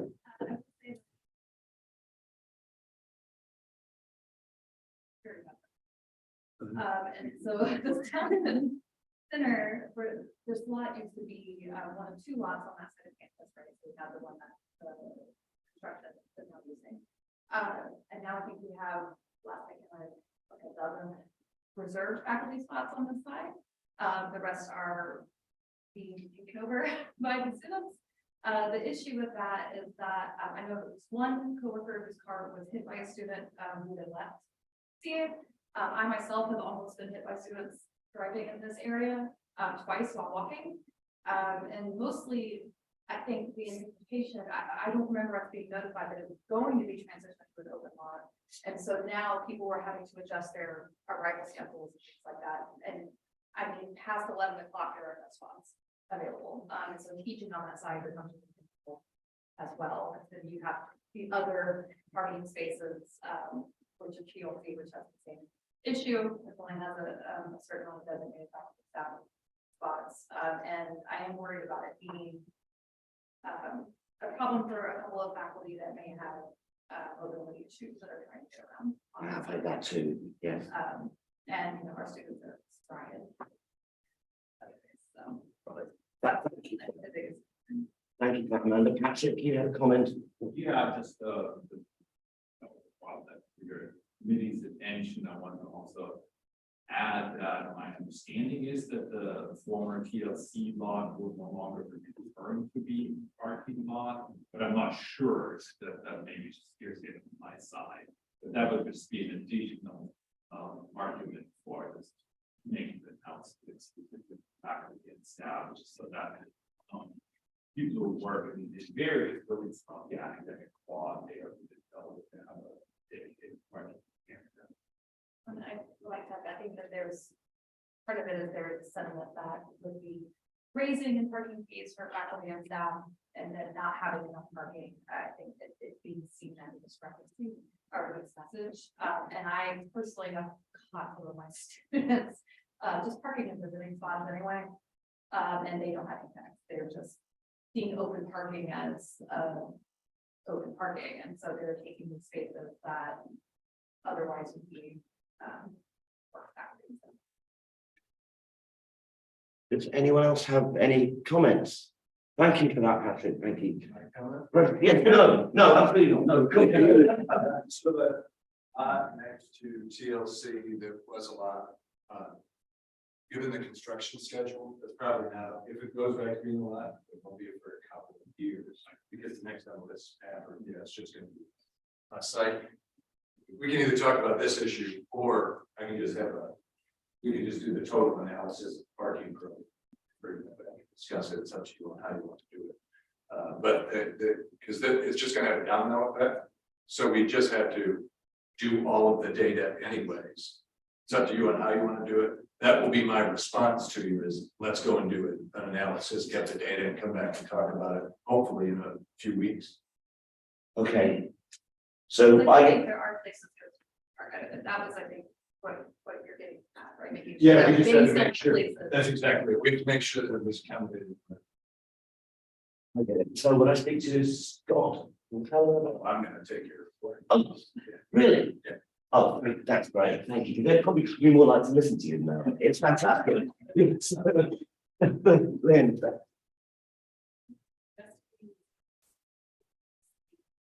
Crosswalks also be addressed. I haven't updated that. So, that issue we've got government as well. I asked Pete Watson and Dr. Fortune to fix the issue, which is not fix the issue in Carrollton, Georgia. We have big things where you press a button, the lights come on, and everybody comes. I know I'll get the final recommendations. I think Monday. We should by the end of November have all of the crosswalks reconstituted with that equipment. And then there will be kind of further work. That's phase one. Phase two will be, I don't know if we're going to speed over now. We got to slow down traffic. That is what the same type of technology we experience downtown. it's that bit of Townsend again, that they really can get up and pull. They're trying to do it better still. It's everywhere. And in fact, if anybody's been involved in lawsuits for people getting hit, which is me, it actually over by ed and biology are worst offenders. Okay, so that's where the speed is the best. So we do have to slow it down to 6, but I think we have 7 right now. We're going to reduce it to 6, put that equipment in. Certainly by January 1st, that will be addressed. The safety issue is always on there. Yeah, if you have others, pass them along. Thank you very much. Thank you very much, Dr. Kenny. And there was just, so what do I do now? Call to, So if there's no more questions, you can call for the vote. okay, okay, so can I call for the vote, please? Let's do it. You clarify what people are voting. Oh, look, that's always good, isn't it? This is awful. That the Townsend lot be converted to faculty and staff, be converted to faculty and staff only. There we go.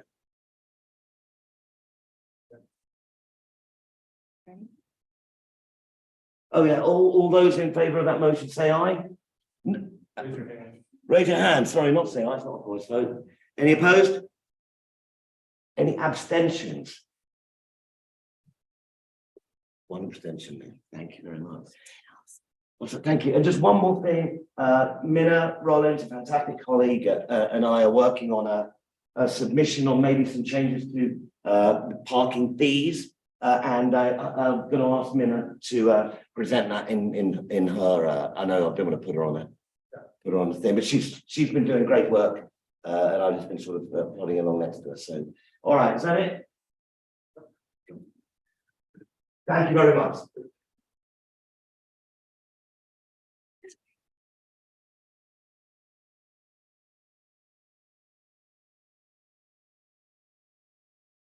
Good afternoon.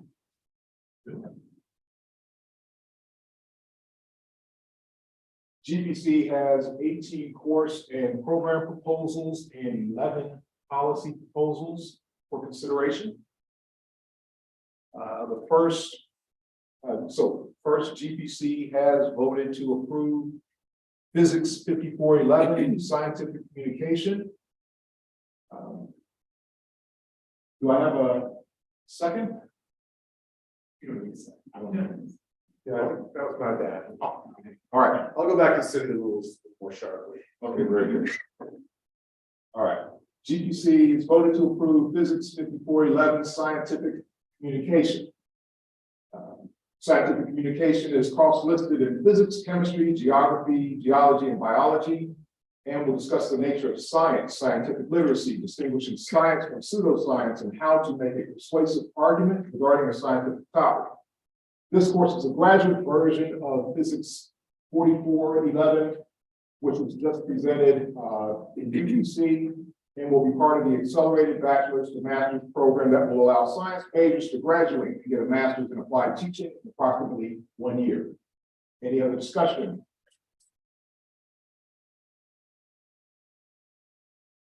Please launch the poll for online senators. The question is on approving the proposal to add Physics 5411. Those in favor, raise your hand. Thank you. Those opposed, please raise your hands. Those abstaining, please raise your hands. Thank you. That motion carries. Next, GPC has voted to approve the new course, PRIM 6284 Graduate Capstone in the Department of Civic Engagement and Public Service. This course is being added to streamline the MA in Criminology program by replacing the current comprehensive exam with a capstone course that has an exit date. Any discussion, questions?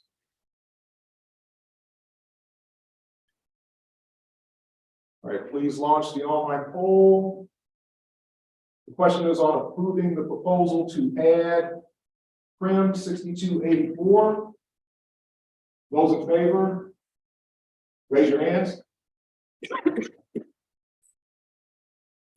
Those opposed, please raise your hands. Those abstaining, please raise your hands. Thank you. That motion carries.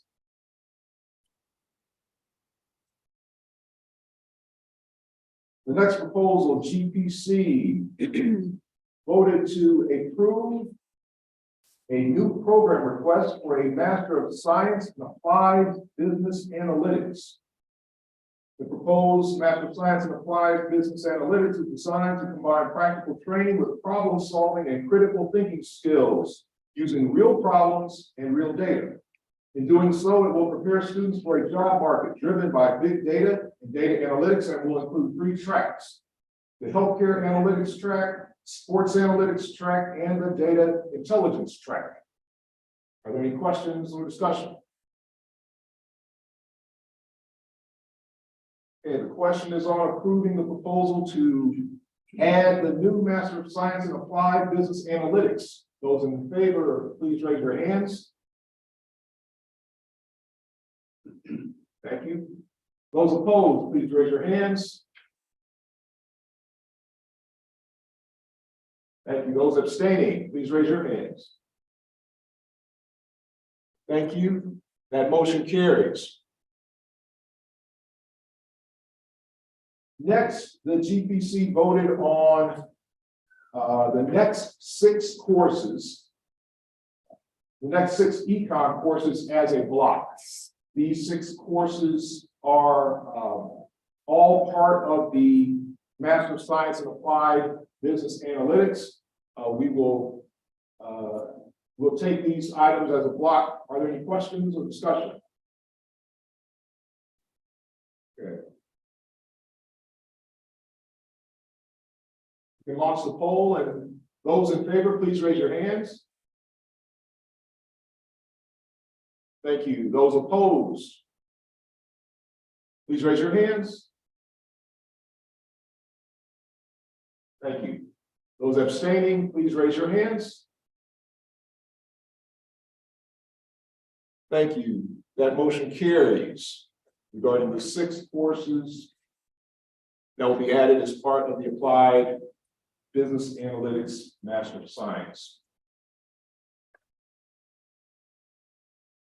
Next, GPC voted to approve in the Department of Management and Archive a new program request for the Master of Science in Strategic Cybersecurity and Information Management.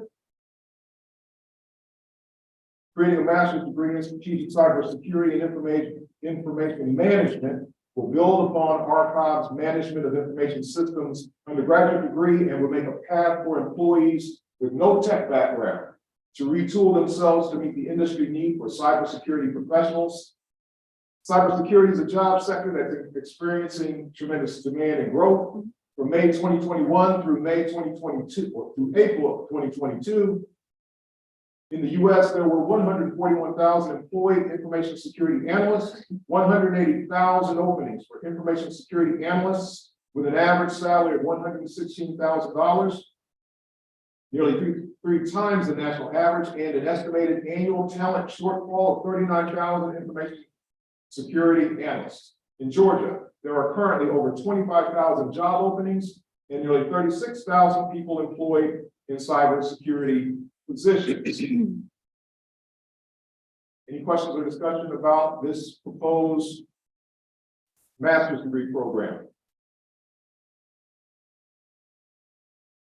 Okay, please launch the poll for online senators. The question is on approving the proposal to add Master of Science in Strategic Cybersecurity and Information Management.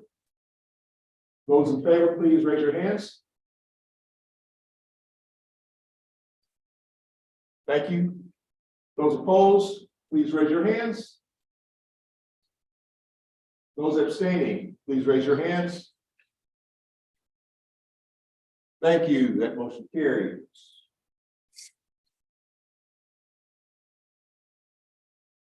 GPC next voted on the following 8 courses in CISM as a block.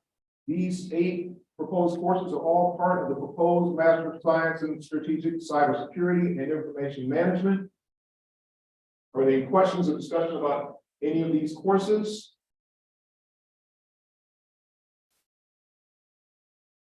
Okay, we can launch the poll. Those in favor, please raise your hand.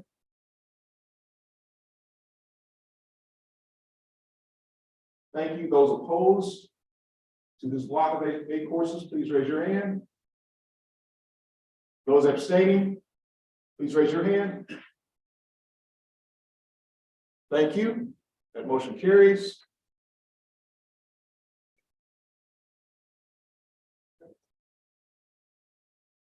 Okay, next, we have 11 policies that GPC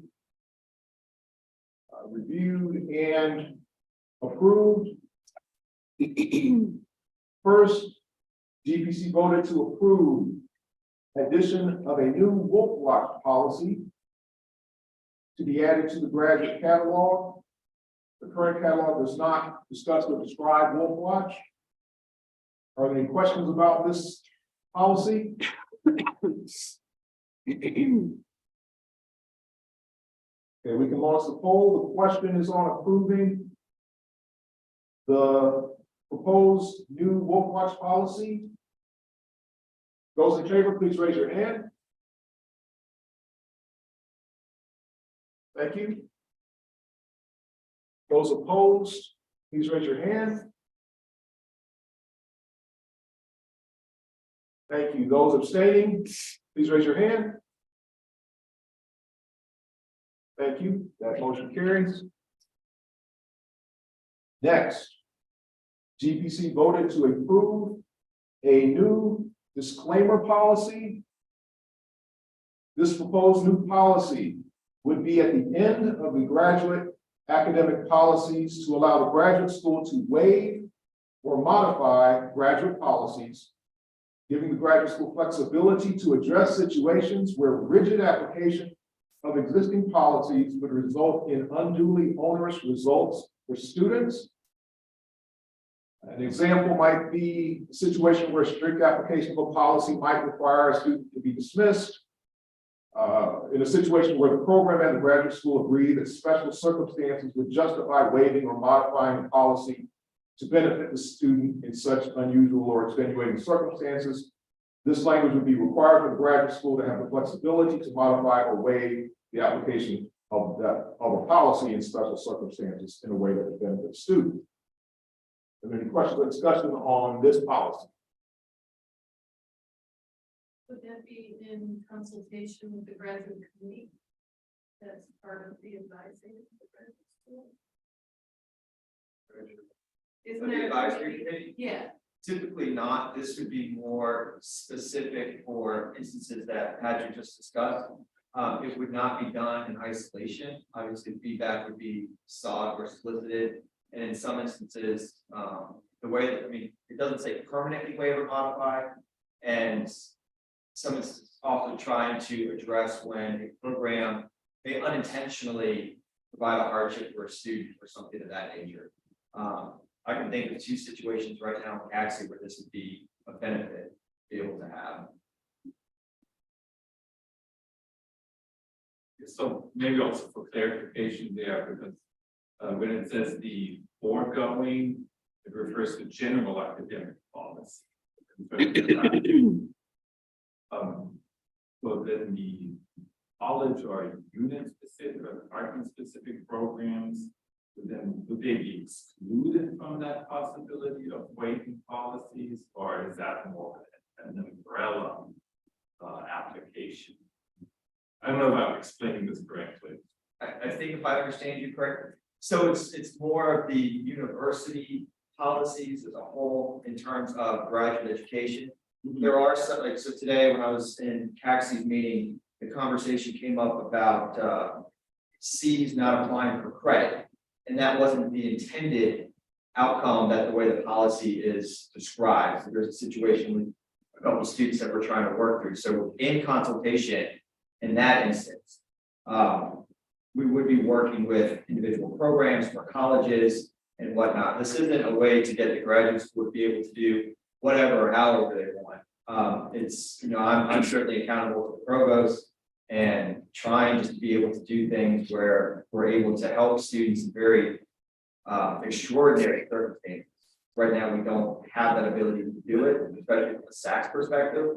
That if we did want to waive or modify due to a special circumstance, this would allow us to do that. Yeah, I think my question was a little bit different. Let's say there's a policy within CACSI, specifically within English, okay? That would not be able to be modified or waived by the graduate school. Only the general policy. So there's a unit or program specific policy. Would that not be covered by this ability to have a waiver, in other words, or yes? Do you understand what I'm asking? I do, and I guess what I'm trying to communicate is that right now, some of the instances that are in the graduate catalog have wanted to be waived or modified by individual programs and departments that it's their own policy. So this would allow us to do that in those exceptional circumstances. So yes, it could.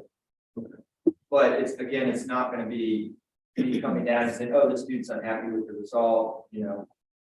We're gonna overturn your decision. Again, it's just allowed for exceptional circumstances to talk how to work it out. May I just ask, the graduate school is kind of vague, does that mean the graduate school dean essentially, or a designated? Should that be specified, I'm asking, or is it okay to leave it as the graduate school?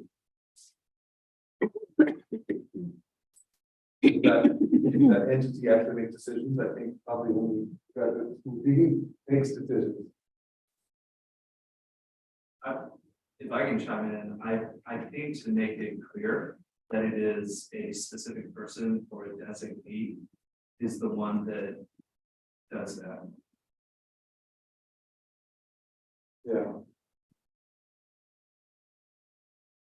I'm not a senator to recommend that as a friendly amendment, but it's a question I have.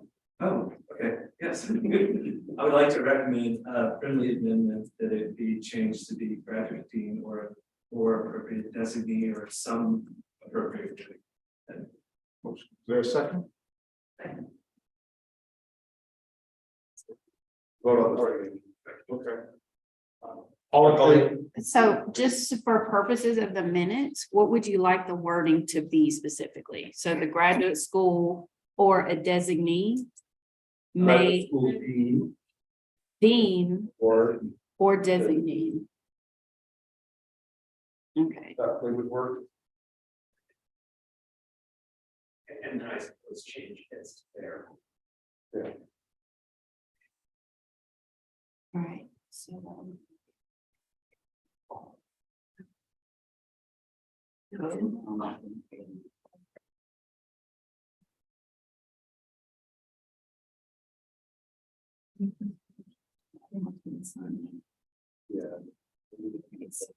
What we can do is just revise. Yeah, it is, it's still streaming.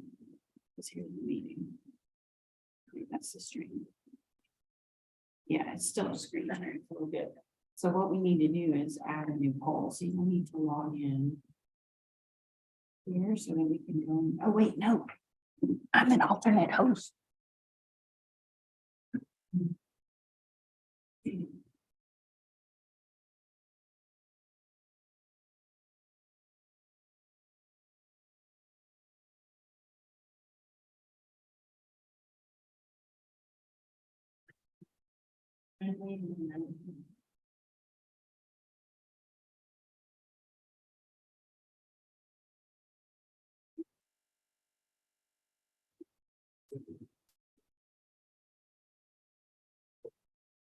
Question, Patrick.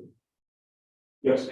I just want to ask kind of a clarifying question, the way this is worded, if the graduate dean or designee is going to be making this decision, the policy doesn't seem to say that there's any discussion with the specific program at all, and if this is going to allow them to overrule the rule that was put in place by the program for their specific master's program or certificate. Should there not be some mention in here that has to do with their program in consultation with them? But in some instances, so that came up in GPC as well. In some instances, as I mentioned earlier, there may be some unintentional consequences on students. But again, making decisions in isolation isn't what any of us are trying to do. So again, like as I indicated, I'm accountable to Dr. Preston, and wanting to work with the programs to figure things out. And I honestly cannot foresee a scenario that because I'm unhappy, I'm gonna go down and just. And to be clear, I'm not saying that anyone. No, I know. is currently planning with So you, what we're gonna do but is we'll vote on I the think the friendlies policy should first. say that And then once the friendly. But what if amendments it's a are approved, situation where there is no then program bring it to back up for consult? more discussion. Friendly has more discussion, then you can bring up the entire policy, the new policy. For a vote. That makes sense. So it's something like consult with So what we'll appropriate do is program. we'll have this, he'll rework graduate the language personnel for the where approved. then she'll have a sentence that says there was a friendly amendment. She'll put it in there with the votes. It'll say the graduates. Get down quick while they're working on the vote. All right, the graduate school dean or designee may, comma, at its discretion. Motion on that? Okay, so first we need to take care of the first friendly amendment. If there's a second friendly amendment, then you need to propose a vote for that. And then we have the vote for the second friendly amendment. And then we can continue the discussion or vote on the entire new policy. So the motion, Is for the friendly Of course. amendment to change the language to the graduate school dean or designee may at their discretion waive or modify any of the foregoing. that's the language of the friendly amendment. All that I just, Okay. so that vote's ready to go. Okay, so. All in, just a question. All in favor of the friendly language in the friendly amendment, please raise your hands. That would be choice one. For those who are online, Oh, option right. one is Sorry, that was on the fly, my bad. a vote in favor of the friendly amendment. So all in favor, please raise your hands. Thank you. Choice one is yes. All opposed, Ooh, I'm rusty. please raise your hands in the room. Oh, we're good. Okay, thank you. Yeah. And All right. all those who abstain, please raise your hands. So it's Thank you. unanimous. Okay, was there another friendly? Is there a motion for a second friendly amendment?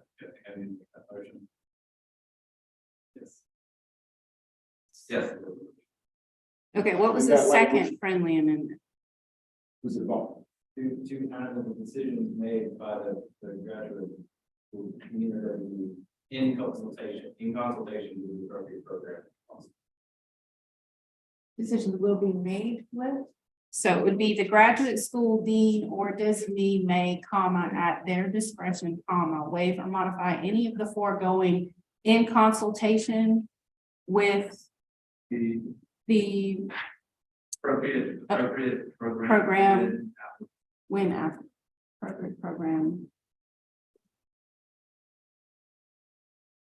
Applicable. You think so? Unit, you want to say unit? Are you good with unit? Yes, program. So the language of the second proposed friendly amendment is the graduate school dean. So the graduate school dean or designee may, at their discretion, waive or modify any of the foregoing in consultation with the appropriate unit when applicable. Okay. All right, I'm gonna go. So that's a motion, there's a motion? Okay, hold on. All right, if the motion is seconded, then I can edit this poll. Do I have a second? Second, you have a second? Okay, so Yes. It could be student affairs versus checks, it could be,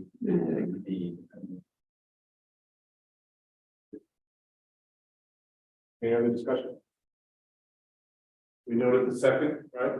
Yes, I mean, so that helps write it. Is it okay to do that? Sure. Console. I mean, I'm saying sure like I know. Any other discussion, questions? On the second friendly amendment, All right, I'm good. okay. Are you launch the poll? Those in favor of the second friendly amendment, let me give the language, stating that graduate student dean or designee may, at their discretion, waive or modify any of the foregoing in consultation with the appropriate unit. Wait a minute. as appropriate. Wait a Wait a minute. Yeah, so this is the old poll. I'm trying to find the modified one, the new one. I did. I don't know where it is though.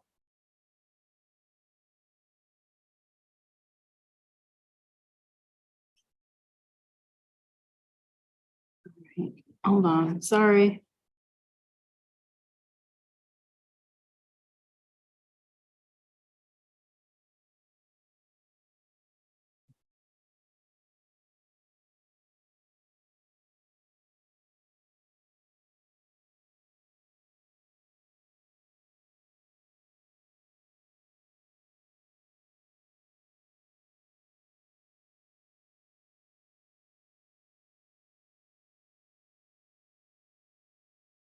Okay.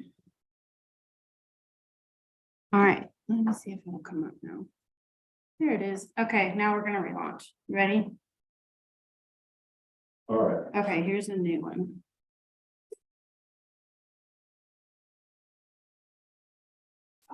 Okay, so good.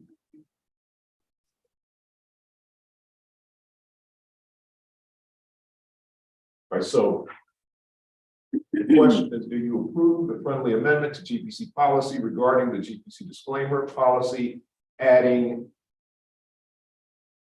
in consultation with the appropriate unit when applicable? Those in favor, please raise your hand.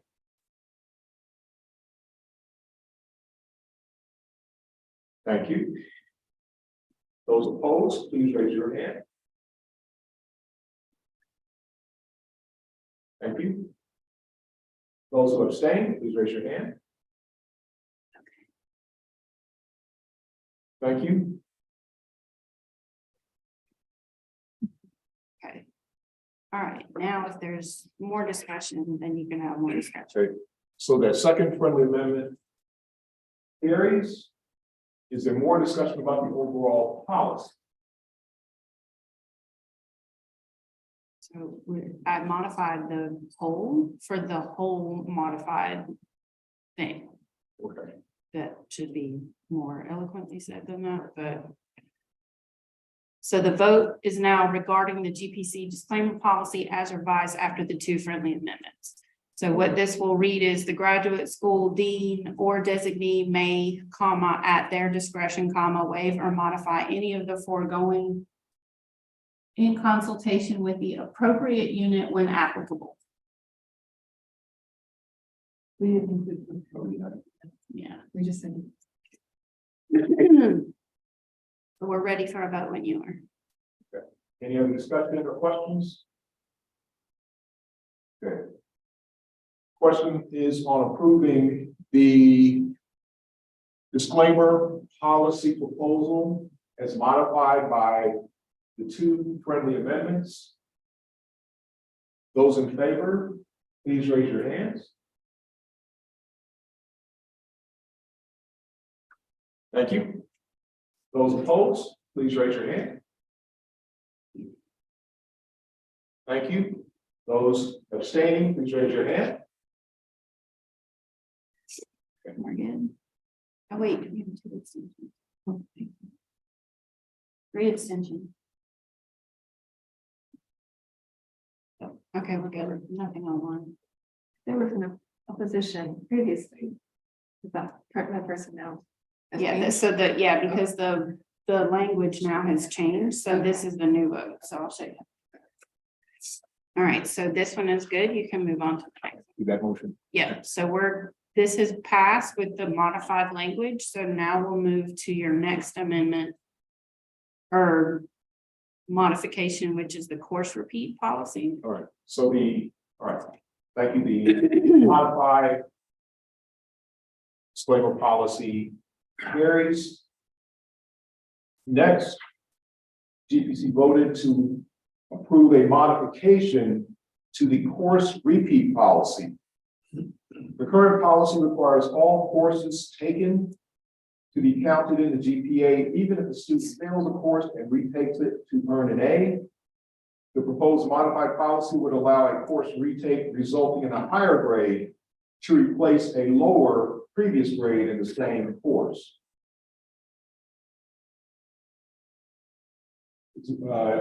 Is there any discussion, any questions about this policy? Proposal? Yes. In the proposed change, it says that the highest grade earned will be marked designated with an I, correct? So to clarify, it's on the transcript next to the left of the course. Okay. That's what the other USG schools do currently. So I know it's not gonna be like an I grade. Yeah. But it'll be to the left of, like, That was my ACC, question, yeah. is how does this distinguish between that and the grade of I grade? it'll be in a different location. Okay. Yeah, so it'll be like, it'll be in the, so if I'm looking at the, you have the fourth and then the grade, it'll actually be to the left. It'll be like ACPT, and whatever that course is, and that'll indicate that that was included. And then if it's excluded, it'll have an E next to it for being excluded. How many examples? There's no, that's up to the program. So, if the student will want to take it. I mean, that's what I want, the faculty to have a conversation about it. Other discussion or questions on the course repeat policy proposal?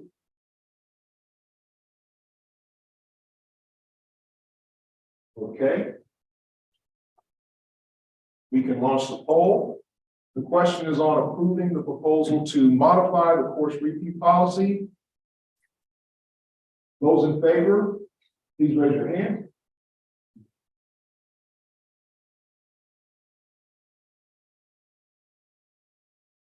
Thank you. Those opposed, please raise your hand. Thank you. Those abstaining, please raise your hand. Thank you. All right. And motion carries. Next, GPC approved a proposal to add a statement of competitive admissions and right of refusal statement to the admissions section of the graduate catalog. The statement of competitive admissions states explicitly that admission to UWG is competitive and that satisfying minimum standards of a graduate program does not guarantee admission. The right of refusal policy grants the university the right to refuse admission to a graduate student, a student who has been accepted, or a student who has enrolled if the university discovers that the student has violated criminal, academic honesty, honor code, or other standards as listed in the policy. Are there any questions or discussion? And didn't disclose it or lied about it. That didn't disclose it or lied about any type of violation in that instance. Okay, I just pulled. No, I just wanted to add that small clarification. Okay. Yeah, this says, information comes to light that shows. Questions or discussion about this policy? Which involves both of these, which involve both the competitive admission statement and the right of refusal statement. Okay, we can launch the poll. Those in favor of adding the statement of competitive admissions and right of refusal policy, please raise your hand.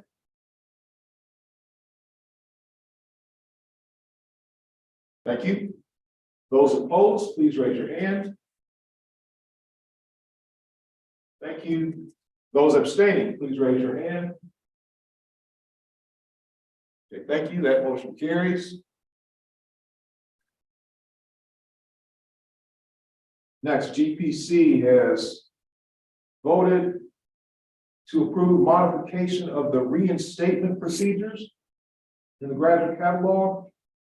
The current reinstatement process is decentralized and has inconsistent procedures across the university.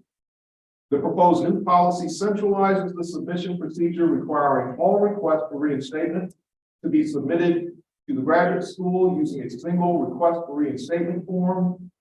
Then the graduate school routes those requests to the respective graduate programs for review. The program then forwards its recommendation back to the graduate school for final decision and communication with the program director and other relevant parties. Any discussion or questions about this proposed policy modification? This after. No, this would be, if a student suspended and they want to come back. Yeah, so it just takes a decentralized process to do. But there has to be. Yes, and read the prevention. That. That might be answered, in the next- that might be answered in one of the later policies. Any other discussion or questions? Yes. When the request comes in, the graduate school, the uniform process gets designated out to the appropriate program to review and bring their decision back to the graduate school. Yeah, so we would get something, request to be reinstated, I'd reach out to you and say, what can you tell me? If you have any objection to this to be reinstated, and you can say, no, we're good, and then say, okay, notify the student that they're permitted to be reinstated, just have to develop a plan. And then if they violate that plan or whatnot, then it could result in dismissal. It's just a way to help kind of bring students back that may want to come back, or get additional information from the program if there's other consistent issues that might have been going on with the student that maybe this isn't the best opportunity or the best institution for that individual student. And as part of that communication program, you could ask for more information to make their decision. Oh, absolutely. Yeah, absolutely.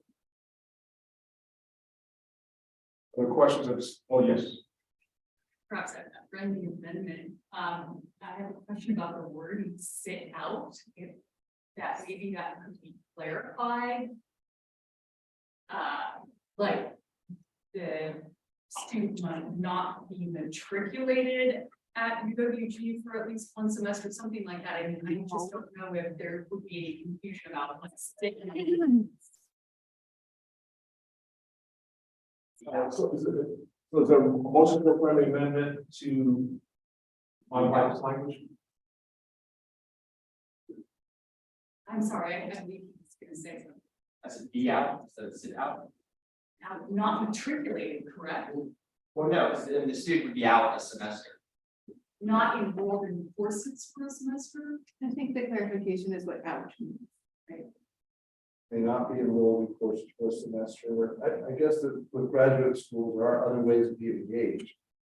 So sit out because maybe you're saying that if you specify may not be enrolled in courses for a semester. That Yeah, I'm not sure what sit out means. Yeah. I think that lack of clarity in the policy might be a disservice.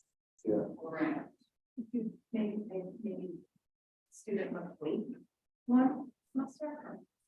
I mean, I think what does sit out mean? Does it mean not enroll in courses for that semester? Or what does it mean? Well, maybe specifically, it's not center, but maybe help clarify, what does it mean for the student in terms of paying for something too, right? So if you're enrolled in a course, you're paying for something. But if you're just sitting out, it's, okay, well, what is your financial like?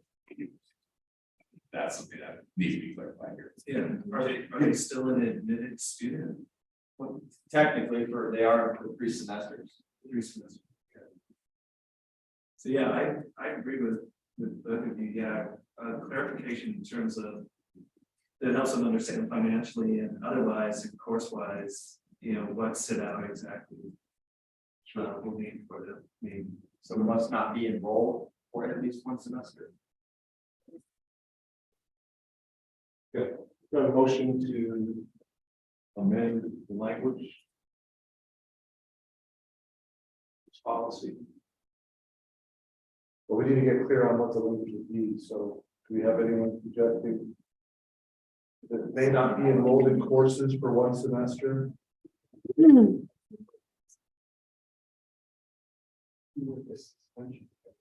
So. State after suspension. Must remain suspended, or at least must suspend the meeting. It must remain suspended, right?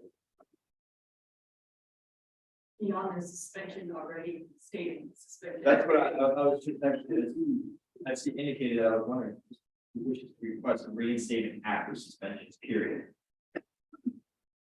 Suspension is kind of elsewhere in the catalog. So just by putting a period there, kind of clears that up. Because they can't request reinstatement until after their suspension anyways, they can't apply for it. But So that would be two changes. So as a general practice, the student may not request reinstatement after suppression. Wait, hold on. Maybe Because we put a period in the grammar's not right. I think Can I make that motion to return to committee for rewording? the friendly amendment was never seconded, so technically it's not been approved. It's just, Should it not be? Student wishes to return must be. But you got 4 different points. there's a lot going on. So we have a, All right, Craig, I We have a think motion. Craig is actually attending online. He's our parliamentarian, so he probably should weigh in. Yeah. Feel like I'm in a seance, Craig. If you're with us, oh wait. Oh wait, I'm going on. Oh, he says hi. Hey, everybody. Can you hear me now? Yes. I'm using a different setup than I usually am. Thanks. Okay, so specifically, what did you want me to weigh in here? There've been many questions going on about whether or not the friendly amendment was ever seconded. So there was a question of, do we want to raise a friendly amendment, but I don't know if it was seconded or not. Okay. It seems that all the conversation here has been in the nature of friendly amendment. Is that the question that you're asking here? I'm a little unclear. Then questions were raised about the wording of the sentence. My interpretation would be that if there was a friendly amendment proposed for rewording, that would be perfectly acceptable. But if there's no, but I think what the suggestion was is that there's not necessarily agreement on the wording of the sentence. So there was then a suggestion that this be returned to the committee.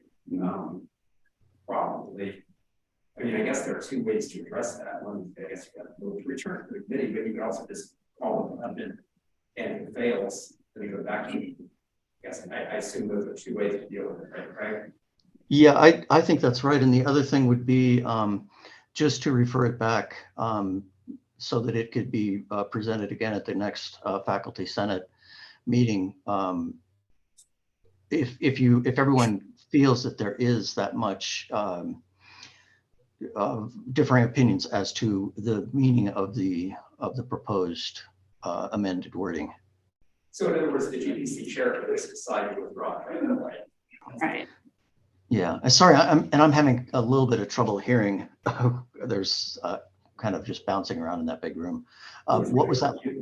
So I think the GPC chair could decide either to withdraw it and say, hey, I agree that there are too many questions. I don't want to call a question. I withdraw it from the floor. Or yes, if you wanted to, if you said, okay, I think this is a good resolution right now, I want to move forward with it, that would be choice number 2, right? It would be really up to the GPC chair. yes, I think that would be the option. There's also the consideration of how long you want to get tied into rewording something in a live meeting. And then if there's any sense that these rewordings are substantively changing the intent of the original proposal, then that would be reason again also to take it back to committee and reword it accordingly. Else, if it's considered that what has been suggested here is it just for purposes of clarification, then I think it would fly as a friendly amendment and could proceed in that manner.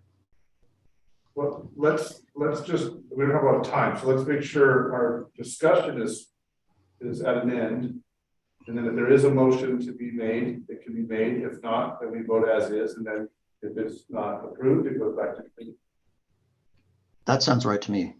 Okay. So let's conclude the discussion, but let's make sure we have heard what we need to hear. So you want to speak to that? Yeah, so a student who wishes to request reinstatement after suspension, the student must complete the request for reinstatement form and submit it to the graduate school. And then reinstatement is not automatic or guaranteed, goes to the end of that paragraph.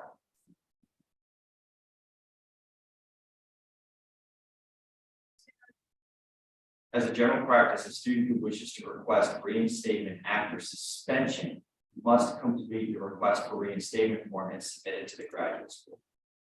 And then taking out that sit out one semester and then moving reinstatements is not automatic guaranteed to the end of that paragraph. Like here or here? After dismissal. Okay.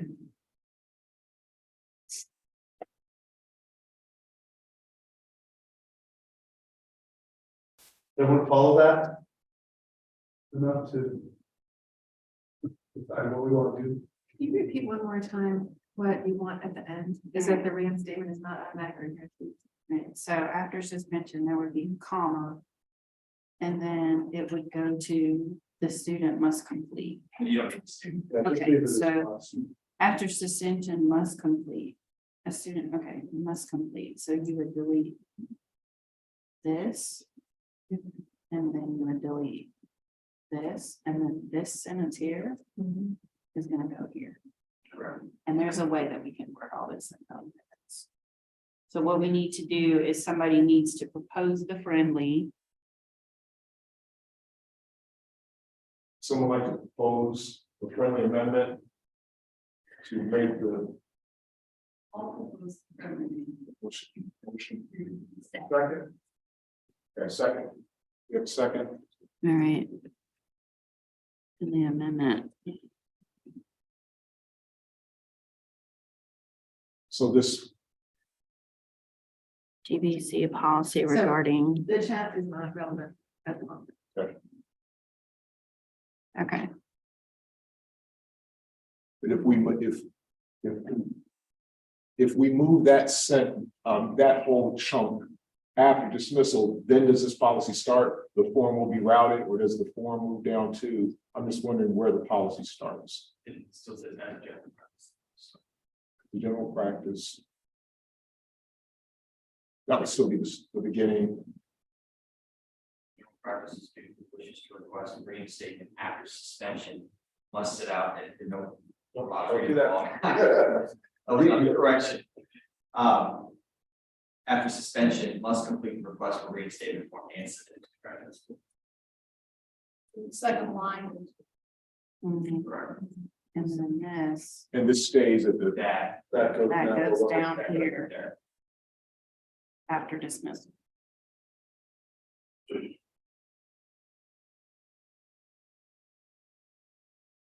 So as soon as they get this ready, I think I'm ready. call the question on the thing. All right. I'm ready. Thanks, everybody, for patience. All right, let's hear it. All right, the question is on approving the friendly amendment on the reinstatement procedures policy. Yeah. Everybody clear? Yeah. So you good? You ready? Read the language. Okay, so what the vote is for the change so that these 3 lines are modified to read. As a general practice, a student who wishes to request reinstatement must complete the request for reinstatement form and submit it to the graduate school. This second line will be deleted, and then this statement here, reinstatement is not automatic or guaranteed, will be moved to the end of this paragraph. So that's the modification. So that's what the vote is for right now. So we're voting on the friendly amendment and also poll. Those in favor of the friendly amendment, please raise your hand. Thank you. Those opposed to the friendly amendment, please raise your hand. Thank you. Those abstaining, please raise your hand. Thank you. And now you're ready to vote on the policy itself as revised by what we just friendly. So If there's no more discussion. is there any more discussion? Or are there any other questions on the policy? As modified by the friendly amendment that has been approved. Okay. Okay, the question is on approving the reinstatement procedures policy, the reinstatement policy as modified. Those in favor, please raise your hands.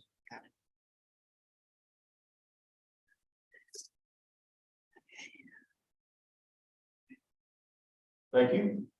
Those opposed, please raise your hands. Thank you. Those abstaining, please raise your hand. Thank you. Okay. The reinstatement policy carries, the proposal carries. All right. Next, GPC voted to approve the modification to the graduate admission classification provisional degree status. Current policy and process regarding special admission under provisional degree status is centralized, varying across different schools and colleges. The modified policy would add provisions ensuring that provisions or conditions imposed by the graduate program on the applicant be submitted to the student and the graduate school at the time of admission. This will allow the graduate school to monitor the student's compliance with the provision, allowing the graduate school, to assume the responsibility to remove the provisional status as soon as the student meets the conditions. The modified policy removes the responsibility for programs to monitor student completion of required provisions, and then remember to complete and submit the conversion form when the student meets those conditions. The aspect of that has to do with students who are on provisional degree status not being eligible for financial aid. Is there any discussion or questions about this policy modification?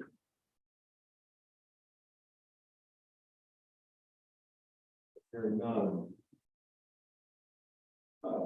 We can launch the poll. And the question is on approving the proposal for modification of the graduate admission classification provisional degree policy. All in favor? Those in favor, please raise your hand.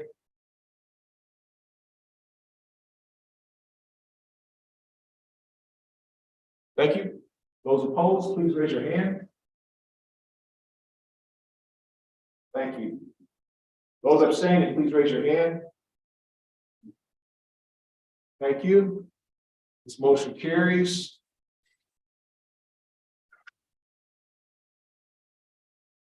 Next, GPC voted to approve modification of the admission appeals policy.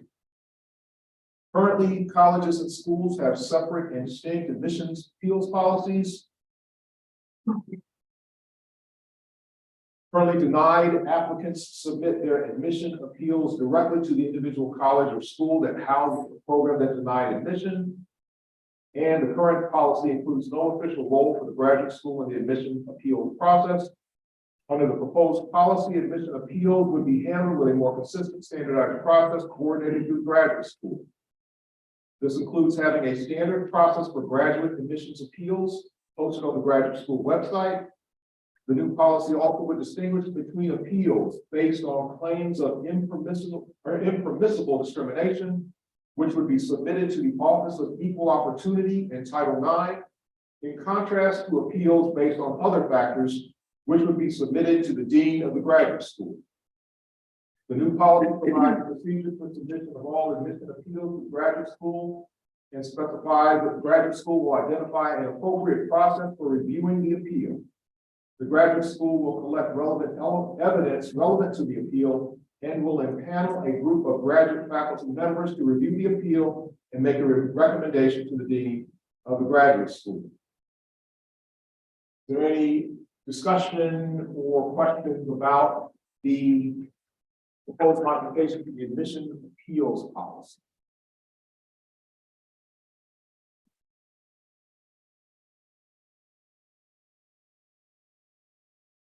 Okay, hearing none, we can launch the poll. The question is on approving the modification to the admission appeals policy. Those in favor, please raise your hands.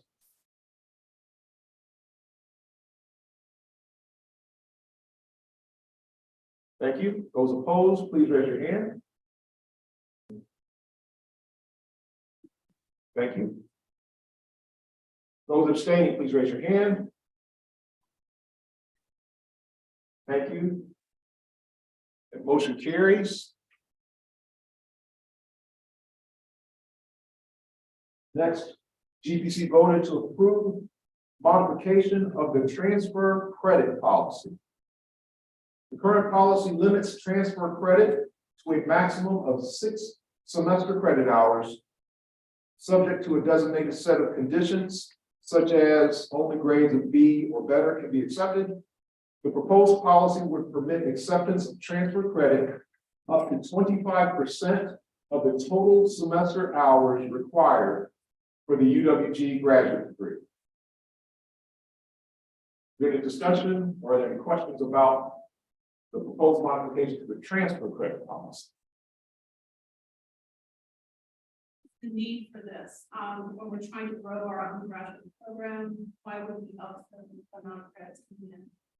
Well, we didn't necessarily up it. It's a 30 credit hour, 7 credits. So we're just adding the flexibility to either allow students, and this goes in conjunction with the PLA policy that's coming later, that allows students to either bring in work credit if they'd like to, and if faculty find it appropriate. And this just allows it, it doesn't force it to happen. So it's still up to the program of whether or not they want to hit the 6 credit hours. The larger programs that may be up to 60 credit hours, they can do 15.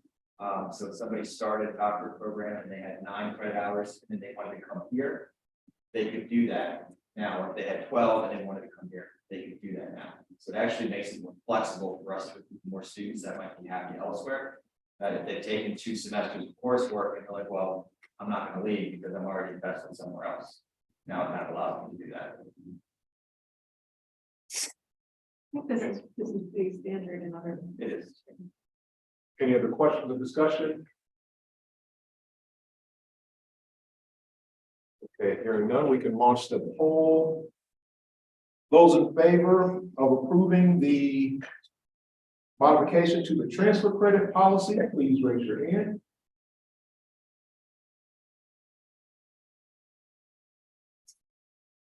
Thank you. Those opposed, please raise your hand. Thank you. Those abstaining, please raise your hand. Thank you. That motion carries. Next, GPC approved a new policy on credit for prior learning or work experience. This new policy would allow students to request credit toward a graduate degree for prior learning or work experience. The amount of credit awarded from prior learning or work experience cannot exceed 25% of the total semester hours required for the degree and count toward the 25% transfer, and credit from prior learning or work experience would count toward the 25% transfer credit limit. The policy includes provisions concerning eligibility to earn credit for prior learning or work experience, specifies that program faculty must assess the student's prior learning or work experience to determine the amount and applicability of credit, provides restrictions on awarding credit for prior learning or work experience for courses previously attempted or completed, and includes the opportunities for students to appeal the outcome of the assessment. Any questions or discussion about this proposed new policy?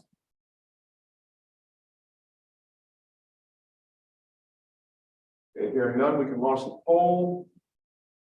The question is on approving the proposal to add a new policy on credit for prior learning or work experience. Those in favor, please raise your hand.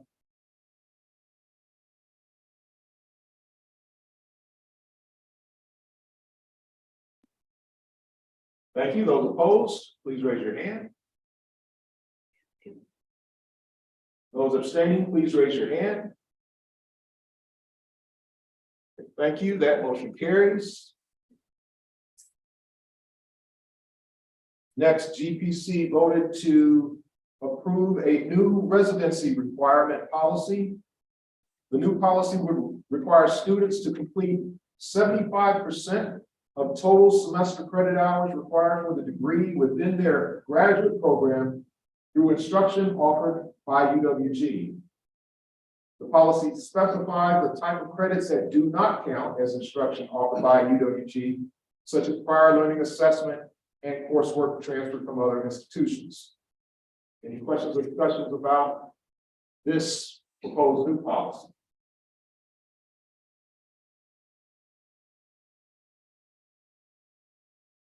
Seeing none, we can launch the poll. The question is on approving the new policy for a residency requirement. Those in favor, please raise your hand.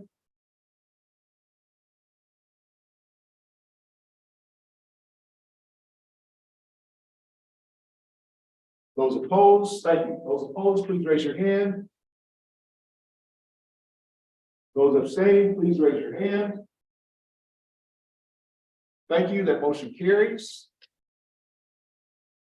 And our last policy, TPC approved a new policy providing requirements for multiple graduate degrees. This proposed new policy notes that a student may only earn a specific degree from UWG once, and that a student wishing to complete a second graduate degree must submit a separate application and meet all admission requirements for the second degree. This policy adds that for each subsequent degree, the student may be able to apply coursework from a previous graduate degree earned from UWG if the coursework is required in the subsequent degree and the program faculty approved. The exact number of hours allowable will depend on specific degree requirements, but may not exceed 25% of the new degree plan of study. Are there any questions or discussion on this proposed new policy? Is there any accounting for students who are actively completing one graduate degree and then starting a new graduate degree program? Many of us have probably been in this situation ourselves where we were continuing in some way or getting multiple degrees at the same institution. And I hated having to apply. You know, there's a negative impact of that. So it seems like there should be some means to address currently enrolled graduate students at UWG there's a different situation where they don't have to reapply for admission through the graduate school, only to be accepted to that degree program, as opposed to lots of situations where we have folks in the community who have a degree, one graduate degree from UWG, and then they return later in life to get a second graduate degree. So there ought to be some incentive in some way. But if we look at the third paragraph there is a statement talking about students enrolled in approved dual degree program. So that if they're carrying through, it says they're not eligible to follow that policy. So then is it that if they are in that kind of setting, it's like a master's 2 doctoral, they're okay without having to reapply? No, so the dual degree, so like whether it's an MBA and the professional accounting, it's like a dual degree. So like double major. Yeah, basically, yeah. So that's kind of separate. And then so what you talked about is a great incentive for students. The challenge with that is to provide automatic admission to current students does provide an unfair advantage to non-current students. So that inconsistency does create a bit of a legal challenge for us. Plus, I'm sure we've all had students that we've had in a master's program that if we had an EDS or doctor, we just not necessarily want to see them again. So that this allows us that ability. The main point here is also allowing us to do some double dipping that we haven't been allowed to do before. So I know there's been a number of students that have wanted to come back that have a master's in college student affairs and then get their master's in professional counseling. And they have to take 12 credits that they've already taken again, as you know, based on the current policy in the catalog. So this could open up that door for situations like that. So I think while it is a good incentive, I think it could create some additional challenges that we don't intend to. Thank you. Any other discussion or questions on this proposed new policy?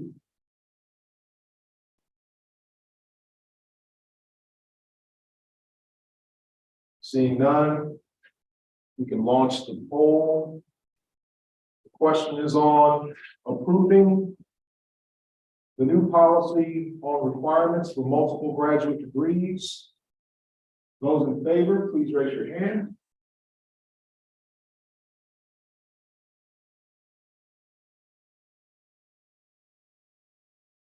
Thank you. Those opposed, please raise your hand. And those abstaining, please raise your hand. Thank you. That proposed new policy carries. Thank you very much. Thank you, Patrick. That's a lot of business. We're gonna just ask you to hold on a little longer. I apologize. Big agenda, big day. To just move through some quick reports. Jamie has a few information items. Other chairs and committees, I'm gonna give you just a few minutes too, if you need them to share your information items, and then we will adjourn.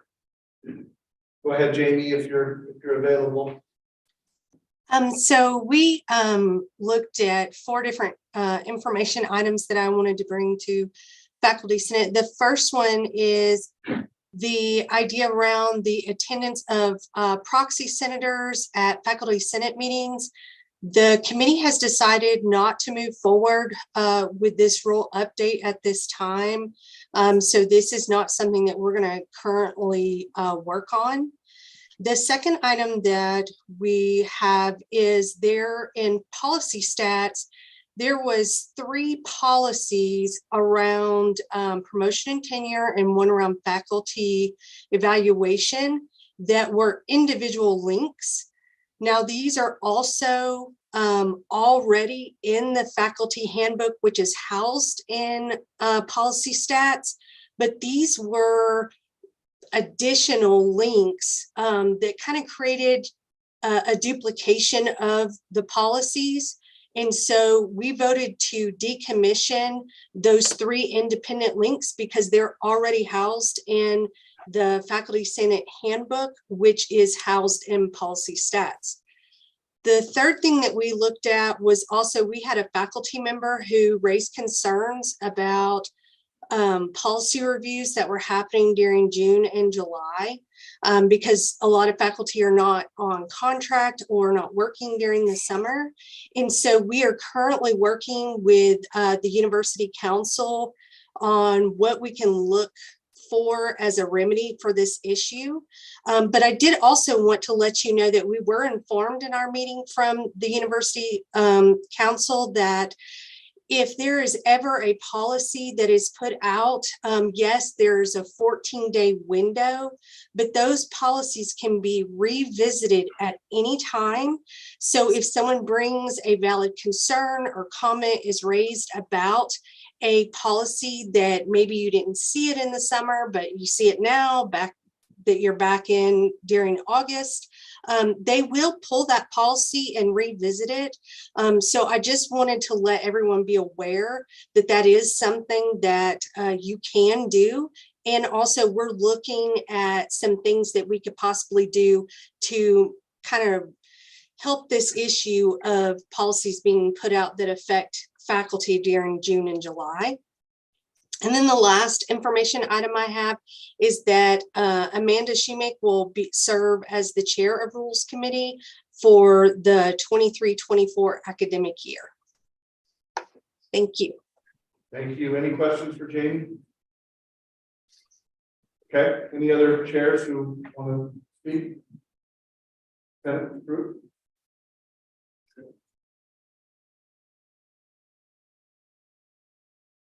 I take a couple of minutes. Yeah. Thank you, Mr. Chairman. I want to report to you on behalf of the Faculty Development Committee, which is specifically looking at faculty evaluation. To give you a brief history, the committee under the leadership of Dr. Urban made a number of revisions which were then sent to the Board of Regents. And we got comments back from Dr. Linda Noble. Our committee met twice this semester and had a number of clarification items for the provost. So the two most important points are that the Faculty Development Committee will not come up with specific rubrics or guidelines. The committee feels that much like PLT guidelines, post-tenure review guidelines, these are best written at the unit level, which could be a program, a department, or a college. The second item that we are still discussing, but we feel that since the process of writing guidelines at the unit level is necessarily time consuming, it would be a good idea for the units to start sooner rather than later, even as the faculty handbook is being revised. And a couple of us, Dr. Urban, Dr. River, and I met with the provost and the assistant provost, and we are on the same page on this particular topic. These two topics, A, that the guidelines are best written at the departmental level or the unit level, and the board can go on even as the faculty handbook is being revised. And I'll be happy to take any questions. Yeah. So you just mentioned the recommendation that units programs start sooner than later on this type of work.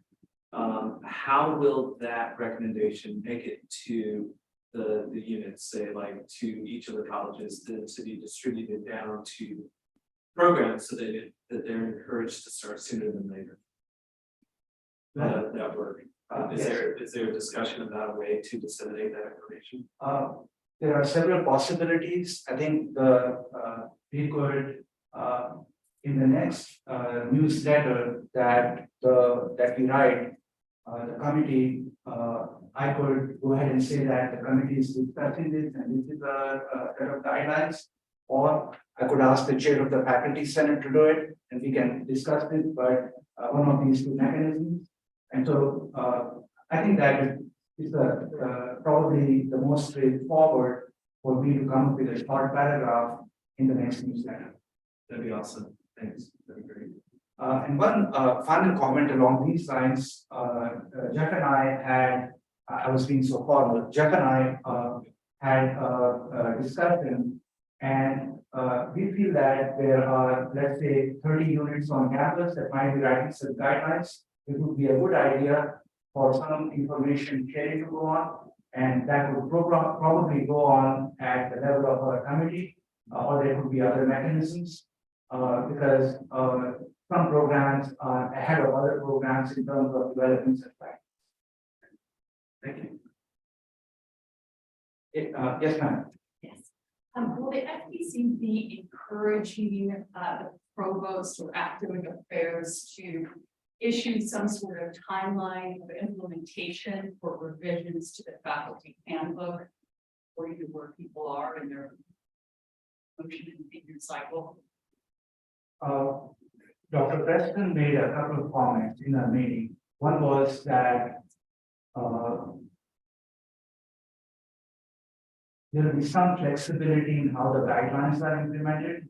So for example, we have not yet written the guidelines at the unit levels, and yet annual evaluations will take place sometime in early 2023. So he was all for a fair bit of flexibility so that guidelines can be rolled in, but we have not gone into the steps. Did I answer your question? Yes, I would just encourage FPC, if possible, to advocate for the provost to set out a calendar of implementation. Okay, so that people know where they're at. Thank you. Sure. Anything else, Jeff? Other question? Okay, thank you so much. Any other committee chairs need to make a report here? Jason? Just one thing, Ally is gonna be implemented soon, and if you don't know what Ally is, it's a software that will check your course student development to see if it's ADA compliant, and it basically gives you almost like a grade. So we've been working with Janet Govins to pilot or test past course DIN shells that have been created for courses. So if you're interested in having one of your courses, or if you have folks in your unit, your area that would like to do this, please reach out to me. A past inactive, a past course DIN shell that you've used previous semesters is best to test, and then it'll allow you to see what already you've been doing is ADA compliant and what it's not. So this is something that will happen for us. And we have the opportunity to test it out and check and see what we're already doing. So we're trying to help folks to not feel like it's a heavy new workload, but just to reassure you that you're probably doing everything that you can right now. So just reach out to me. Anything else? Minutes. Yeah. Oh, Minna, go ahead. Thank you. Yes, can you hear me? Yep. Okay, thank you. A quick update. Gavin already mentioned this. Budget Committee and Facilities and Information Systems Committee have worked together on the proposal concerning the removal of the parking fee for the part-time faculty who do not even teach on campus. So they do not park here. So they should not pay the parking fee, right? And also look into those people who carpool to the campus with someone, that they would not need to pay the parking fee. And we have sent the proposal to the VP of Finance office, and hopefully we hear something soon. I will let you all know if we hear something. And one more update, sorry. I said one, I have two. Equity study group was formed and met early October. Lucretia Gibbs and I are on that working group from the Budget Committee. Other two members are Suzanne Garrett and Sonia Adams, and we are currently collecting data on the equity issues. That's it. Questions for Minna? Okay, any other items of business, reports, anything else before we adjourn? Okay, just one reminder, the minutes be quick turnaround, so when you get that notice to vote on the minutes, please do so as quickly as you can, and we'll go ahead and adjourn. Thank you, everybody, for staying the extra hour. Appreciate it.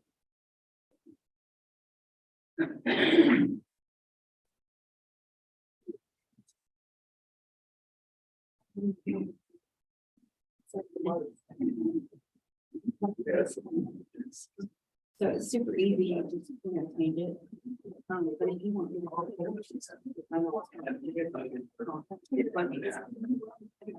take the wording.